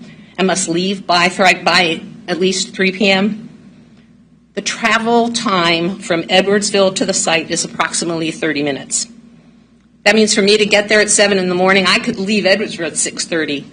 So those trucks could actually be on the road when those kids are going to school, when those buses are picking up the kids, when mom and dad are gone on to work. Then on the way back, they don't have to leave the site until 3 o'clock, which means they're back on the road, heading back to Edwardsville while those kids are getting out of school. Mom and dad are picking them up. Maybe they're on their way home. This impacts us, those of us that live here. It is phenomenal that you would think anything else. As I understand this process, you can leave the public hearing open for the purpose of obtaining more information. Mr. Streipsert said, I need more information. Yes. In my opinion, there are multiple items seen in this proposal that require more information. You've heard about them tonight. You've heard about water. You've heard about safety. You've heard about fire. You've heard about the levees. You've heard about them. You've watched and you've listened tonight. Now it's time to keep us in mind. If you have any questions or doubts about this proposal, choose to leave this hearing open to give yourself time to find answers and either confirm or alleviate your doubts. After all, you serve as the citizens' first line of defense as proposals are made for development in this county. Thank you, folks.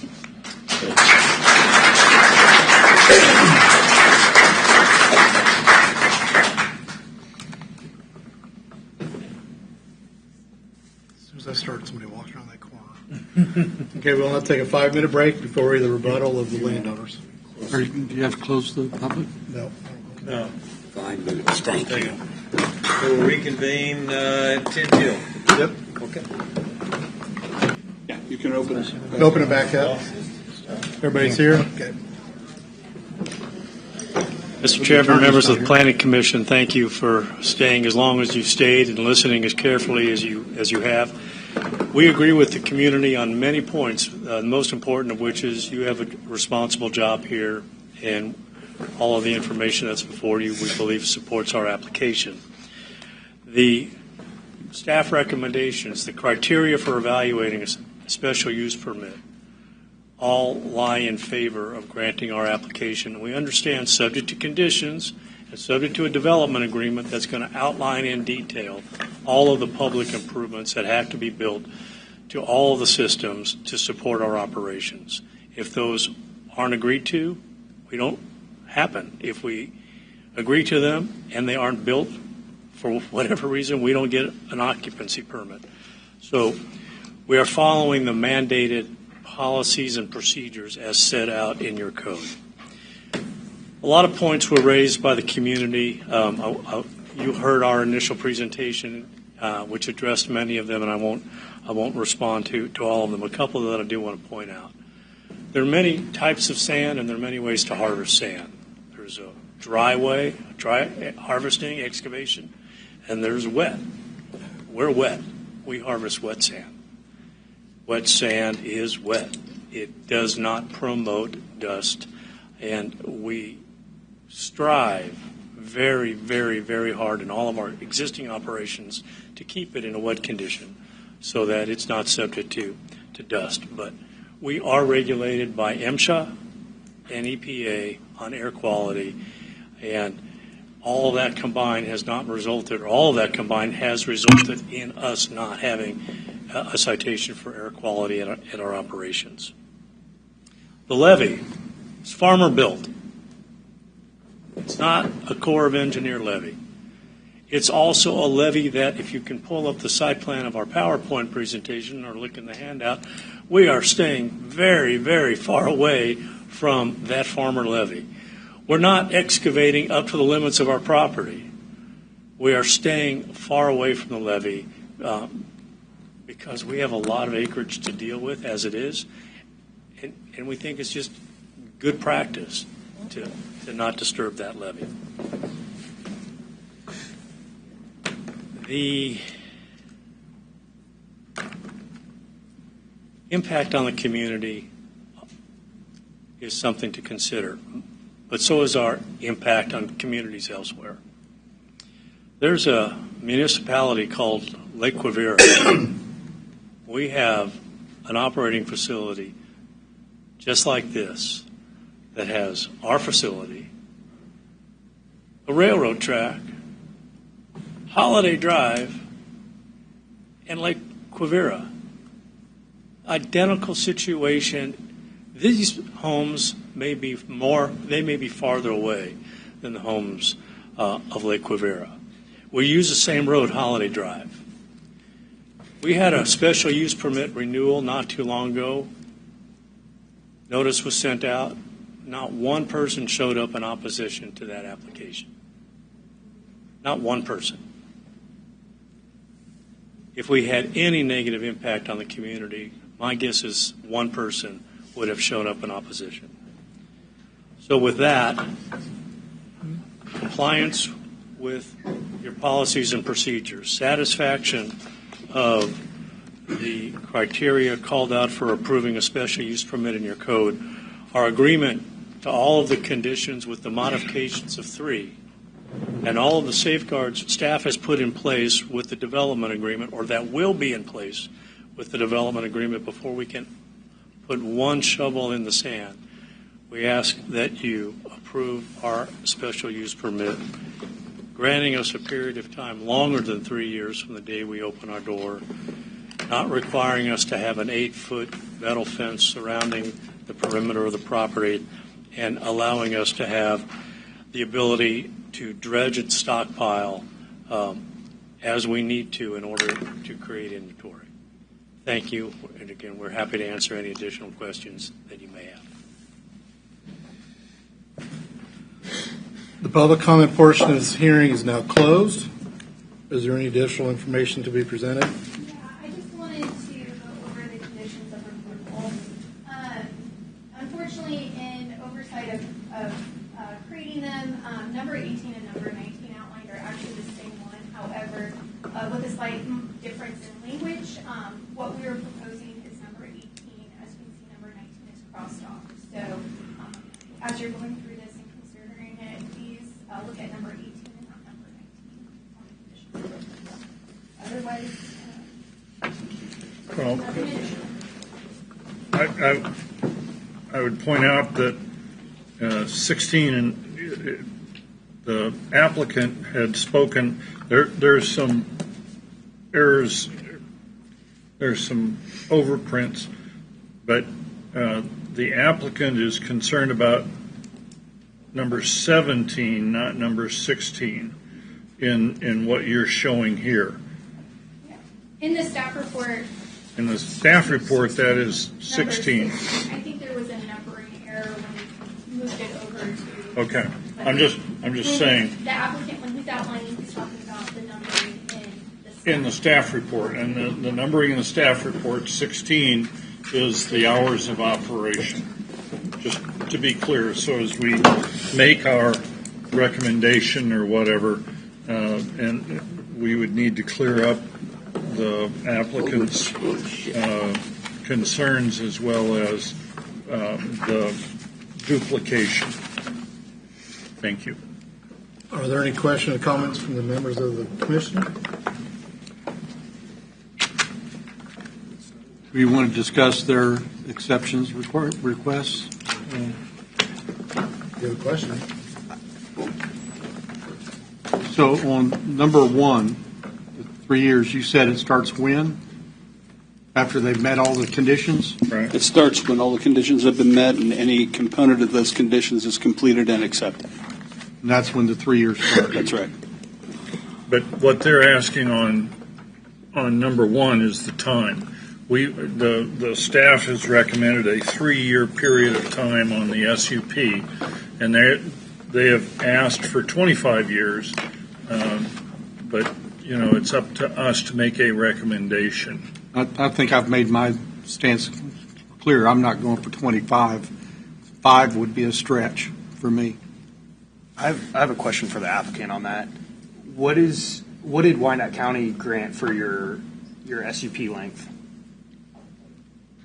Since you just renewed your SUP in Wyandotte County, what's that timing? The SUP was renewed for a period of 10 years. 10 years. Thank you. I think personally, since they're going to, in order to get this started, they're going to have to enter into the agreement with the county to pay for roads. They should have some predictability as to time. So I'd say 3 is too short, but 25 is too long. Other SUPs, we've given a short period for this first time to show that they can operate the way that they've said, and when they come back, we would grant something longer. I see no exception for these guys. Well, I think the problem with 3 years on the SUP is, and with the way I understand it, we're going to get a road improvement deal in front of somebody, the Board of County Commissioners. It's going to take 3 years to get roads fixed. We're not going to go down there and have it. Let me rephrase that. We're not going to go down there and build some junk road. If they're going to build a road, it's going to be a wide enough road with turn lanes so residents are safe. It's going to be wide enough where our postal carriers can drop off mail and be safe. And trucks can make a curve and not have to cross the center line. And oncoming cars, because we got teenagers and they're texting, they're not paying attention, and maybe our kids can be a little safer. So it's going to take 3 years to get that done. I mean, John, am I? Well, no, I agree. Am I totally? I don't think I'm off the chart. It's 3 years before we see a piece of equipment put on that piece of property. Yeah, you got to go through following design this approval. SUP.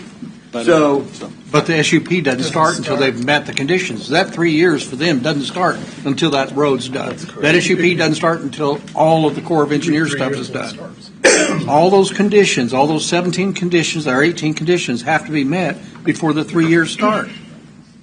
So building roads, 3 years has nothing to do with the length of SUP. Yeah, but let me just throw, and I'm not saying what I'm for or against right now, but let me just point out the obvious. Okay, I'm not going to invest. I'm not going to do anything if you're going to give me an SUP that's about this long, and you just laid out that you want me to spend millions and millions of dollars to improve a road. What's my incentive?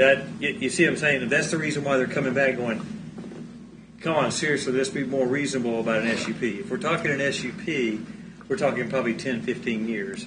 When we're talking all those stipulations and all the millions of dollars you're asking to invest. That's all. That's the clarity that I understand that they're asking for the first one, which is We're getting no sales tax, we're getting no benefits. They haven't talked about anything of that. Let's just get the SUP, because we'll get to the sales tax. It is separate, we're going to but I figure think- out how to make some money off this thing, or we're not going to do it. I mean, that's down. Robert, Commissioner Owens, you can't say stuff like that. Go ahead. I would say the retort to that is just that it's reflective of the seriousness of all the issues. Yeah. It's reflected in that Yeah. short window. It gives you the ability to at least on paper have some oversight, some tighter oversight.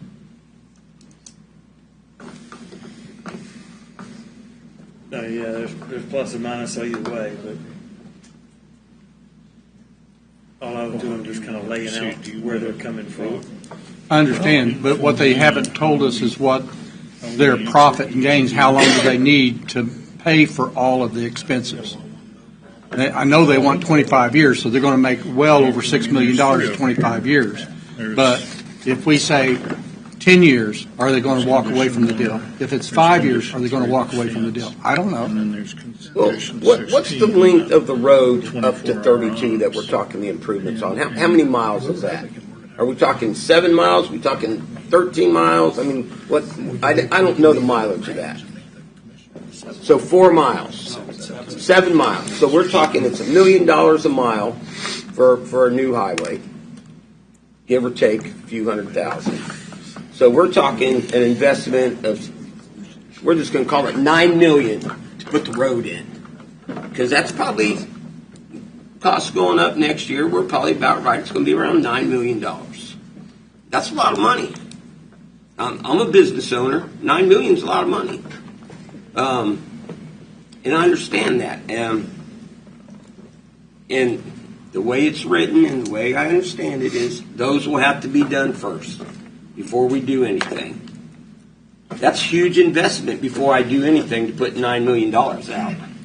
I mean, I'm looking at both sides of this from our community, and we want industry in Leavenworth County. We need industry in Leavenworth County. But we're going to have to find a way to make it work for Leavenworth County.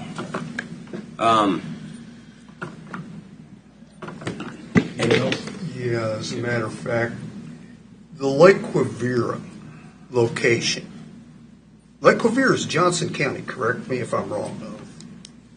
Part of it's in Wyandotte, part of it's in Johnson. Okay. Majority of it's in Johnson. Okay, and what you're working, that's Wyandotte County? Mm-hmm. Okay, does the sand from that, or whatever you're getting from there, go to your Edwardsville facility? Okay, thank you. Holiday Drive's the majority of Wyandotte and stuff. Yeah. Any other questions, comments? Well, what do we want to recommend, or do we not want to recommend? Because the planning staff has recommended 3 years. The applicant has asked for a longer period. What do we as a board want to recommend, or do we want to leave recommendation on time to the planning staff? Does 10 years sound? Well, before we talk about that, I mean, as much as I don't like to beleaguer things or trudge things on, multiple people talked about the prospect of not making a decision tonight, tabling something. I'm not above stating my own flaws, and I didn't raise my hand in terms of reading the entire packet. I read a lot of it. I read the whole thing. But being presented however many thousands of pages of information given. 277 or something. There you go. He knows, he read them all. And only given 4 days to digest that and then make a weighty decision, I think there's credence in, at least personally, feeling the weight of that decision with the short period of time. So I agree. If we decided to table it, I don't know if any of those discussions need to happen right now in terms of the specifics of the conditions. Am I wrong in that regard? Or do we still have those conversations and then have it out there? I think it would benefit the call owners know where our thinking is, where our problems are, so when we table it, they may come back with alternatives. I'm not anti-tabling it. I would like to continue discussion because a lot of people took the time to be here tonight. But if it's tabled, may not be able to repeat the attendance. So whatever we can discuss now. That's a fair point. If we table it, there will not be a public hearing part. Right. They could be present. They could be present. But they wouldn't speak. But they won't be able to speak. Okay. But we've already So they can we've watch closed it. that anyway. So they can watch it online. Yeah. Live. Yes, I'm I do want to clarify, my understanding is the public hearing portion has been closed. Is that correct? I did step out for the restroom. So anything that you were going to consider on it, you can't consider new information in this time period. That information has to be presented at the public hearing. So you've had the public hearing, and so we need to be mindful of the due process rights of everybody involved in this. And I think it was a good point of, we have noticed it up to the citizens, and they were here tonight too, and they would not be able to speak again at a public hearing, but they're here, and I think would benefit from hearing your deliberation. And I appreciate that, but I would like someone here from the county, from maybe the road, highway, the building department, that maybe threw their 2 cents in about, hey, this is kind of what we're thinking. Planning board, this is kind of what we're thinking. Now, I mean, if we can't do that, then we just can't do that. I don't think you're going to be able to discuss design in the next month. That's not realistic. At the end of the day, I think there's going to be some deliberation between both the applicant and county entities to include certain elements within the design. And that design, again, is an engineering component. Does it make you feel good? Maybe not. Does it meet the engineering criteria? It does. And that's the difference in the two things. You need to have the professionals that are there address that, which is why it needs to be addressed in the development agreement. And who pays for that is a component, again, of the governing body. So I understand the need to see that or wanting to see that. I just don't think it's a realistic view. And I don't think anybody from Public Works is going to be able to tell you, well, this is what we may be, because I don't think the answers are going to change. They can tell you, theoretically, this might be it, but until you got a final plan before you, there's really nothing to discuss. Yeah, I don't know that I need there's a lot of information I would want, but it's more about digesting the information that I've been given and been presented tonight. That would be my argument for that, not necessarily going on a fact-finding mission, trying to dredge up new information. Josh, can we put up the factors to be considered, the golden factors, just? You would have to pull up the staff report. But also remember, it can also be kicked back to the two. I've got it here. I saw 7 of the factors. There we go. 8. Thank you. 8.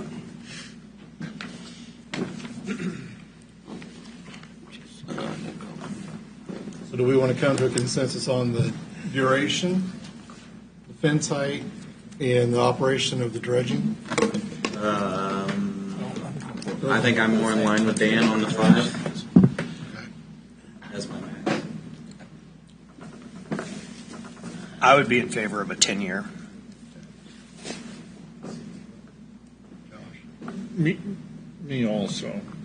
I currently don't see the public good being outweighed by the cost, no matter what the investment is in the highway infrastructure. But I'm talking about the three. Yeah, three factors. So you're I don't leaning care towards about 5. the length. Okay. So 5 is fine with me. I don't care. Fence height. I'm still with the 10. Okay. Um, Just so when the motion's made, one way or the other, we'll know what we decided. Yeah, The three factors that they want. I think if we move to approve, then we have to address the applicant's request for the 3 factors. If we move to disapprove, then it doesn't matter what the consideration of the 3 factors is. Is that? That's correct. Okay, thank you. So it's time to move. Okay. At this time, I would entertain a motion. Well, we got the other 2. Yeah, we need to talk about The other 2, right? So are we agreeing? I think in discussion, if we move to approve, then in discussion we change the conditions. The language of The language of the conditions. we talk about Or not. You want to talk about the duration of the dredging? Yeah, years? that's what I thought. Okay. There's two other conditions. That's what I was going to ask. Well, Is no, but I mean, if we move to disapprove this SUP, those conditions you don't need to discuss them, or you can don't discuss them in the apply. discussion period of a motion. Yeah, and you have discussion, if we move to approve the SUP, then during the discussion that opens up, then we can talk about the conditions. I still got a problem with, we're not getting any sales tax, we're not getting any revenue, guys. I mean, how is this going to benefit us as far as putting? Then make a motion. That's part of it. Something I asked a question about is, we've had quarries in the county. Why has sand not been of an interest to them? We have somebody who has an interest. And unfortunately, they're not in our county. Now, maybe, I can turn around and look at it and say, we might be able to talk to them about, hey, would you reconsider being in Edwardsville for being 11? But right now, we don't have somebody who does sand. We do have people who do rock. And I still get that, but I don't see where the revenue's coming from, guys. so Commissioner Owens, I agree with you. I mean, you got a valid point on the revenue, and I think that is definitely work that's got to get done. I mean, we got agree. tax-paying people out there, and I get it. It's only 200 out of 87,000, but we still have 87,000 other people in Leavenworth County that are dependent on, and we're not elected officials, but are elected officials to keep our property taxes in check and our growth and our revenue. I mean, if I could see a deal that says, hey man, here's what we're doing. We're going to make X amount of dollars off X amount of load delivered out of here, and we're going to retail sales, and here's what we're going to get on the set. Here's our estimated sales tax revenue, because we already know on the land, you can skip around that. You can keep your agricultural. They're only mining a couple acres at a time. That's only the industrial part. We ain't making any money off that. I'm a business guy. I'm not going to throw our constituents under the bus for more taxes. Can I just make one comment? You like talking about the revenue. If you read number 2, the application will enter a fully executive development agreement incorporating provisions. In that part, the county commissioners in Caw Valley could do a ounce, 5 cents a pound as it leaves the site. They could do different agreements like that to bring in revenue. That is something for the commissioners to argue about, not us to argue about. We're here just on the SUP part of it. That provision is above our pay grade and down the line. What about if it kicks back to us? That could be a provision when it gets kicked back. But for now, that was not part of our SUP. Now, what about number 7, comprehensive plan? It says this is going to be a mixed use. As right now, it's industrial. But at the end of their 25, 30 years, whatever it can be, God's only made so much land. And they're going to modify it where it's no longer usable for an industry. It's not usable for. It's too close to the floodplain. Well, I understand that, but it's zoned for industry right now. Don't tell me about we the could put a power plant in there in 25 years. You couldn't build a house south of the railroad in that part of the county. Now you probably could, without getting the provisions of elevating and levees and all that. Josh, go back to the motions.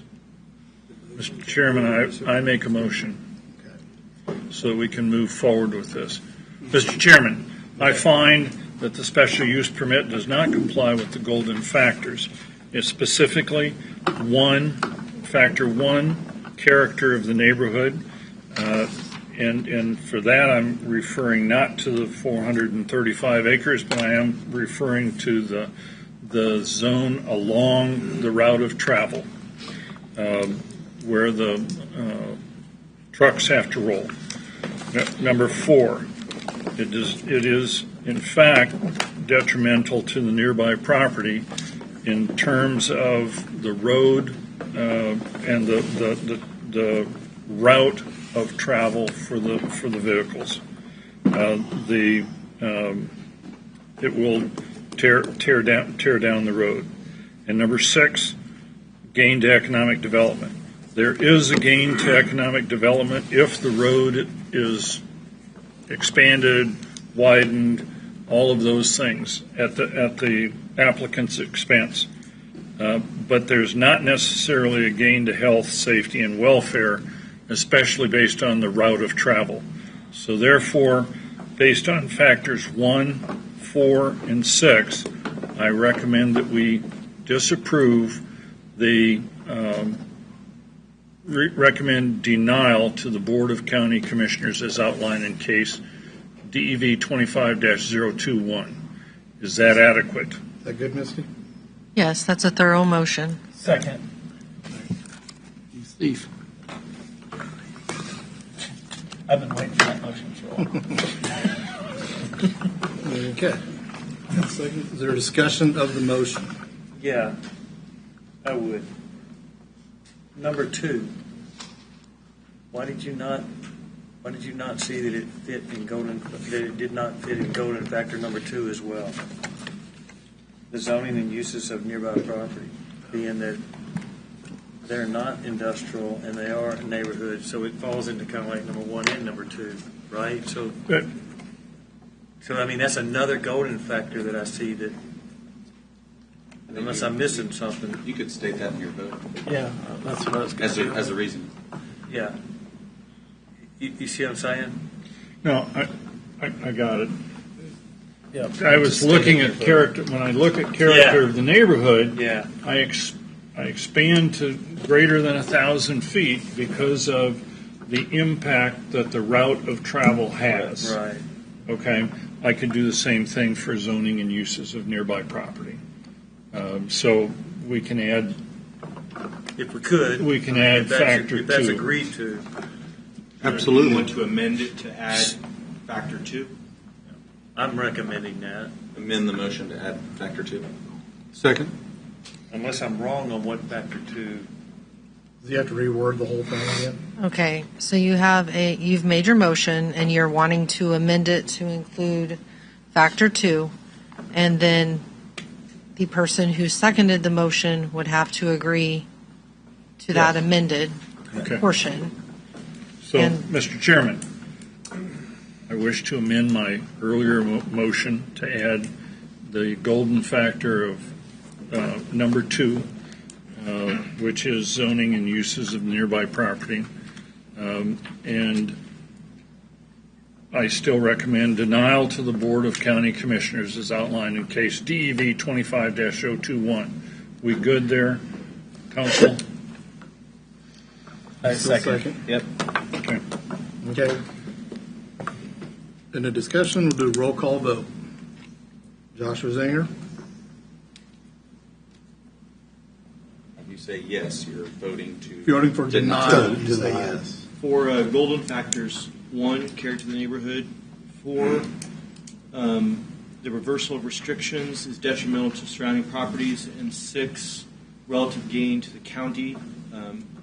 I vote yes to deny the special use permit. Okay. Jaden Bailey? I echo those sentiments for factors 1, 2, 4, and 6. I vote yes to deny. Daniel Clemens? Factors 1, 2, 4, and 6, I vote yes to deny. William Gutchick?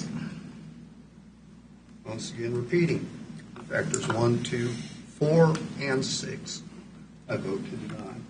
Okay. Doug Tysted? Yes. Steve Skeet? I vote yes to deny based on factors 1, 2, 4, and 6, the character of the surrounding neighborhood, the mixed use, the land won't be usable in the future, and it's just not the highest and best use for that. Robert Owens? 1, 4, and 6, yes. Yes to deny. Yes. Andrew Gribble? Based on golden factors 1, 2, 4, and 6. Yes. Marcus Major? Yes, based on golden factors 1, 2, 4, and 6. And carries voted 9-0 to deny.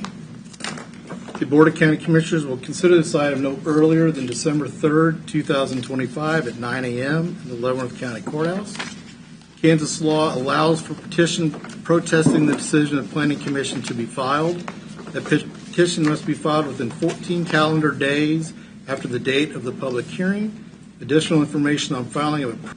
Yes, based on golden factors 1, 2, 4, and 6. And carries voted 9-0 to deny. The Board of County Commissioners will consider this item no earlier than December 3rd, 2025 at 9 a.m. in the Leavenworth County Courthouse. Kansas law allows for petition protesting the decision of Planning Commission to be filed. That petition must be filed within 14 calendar days after the date of the public hearing. Additional information on filing of a protest petition can be obtained from the Office of Planning and Zoning.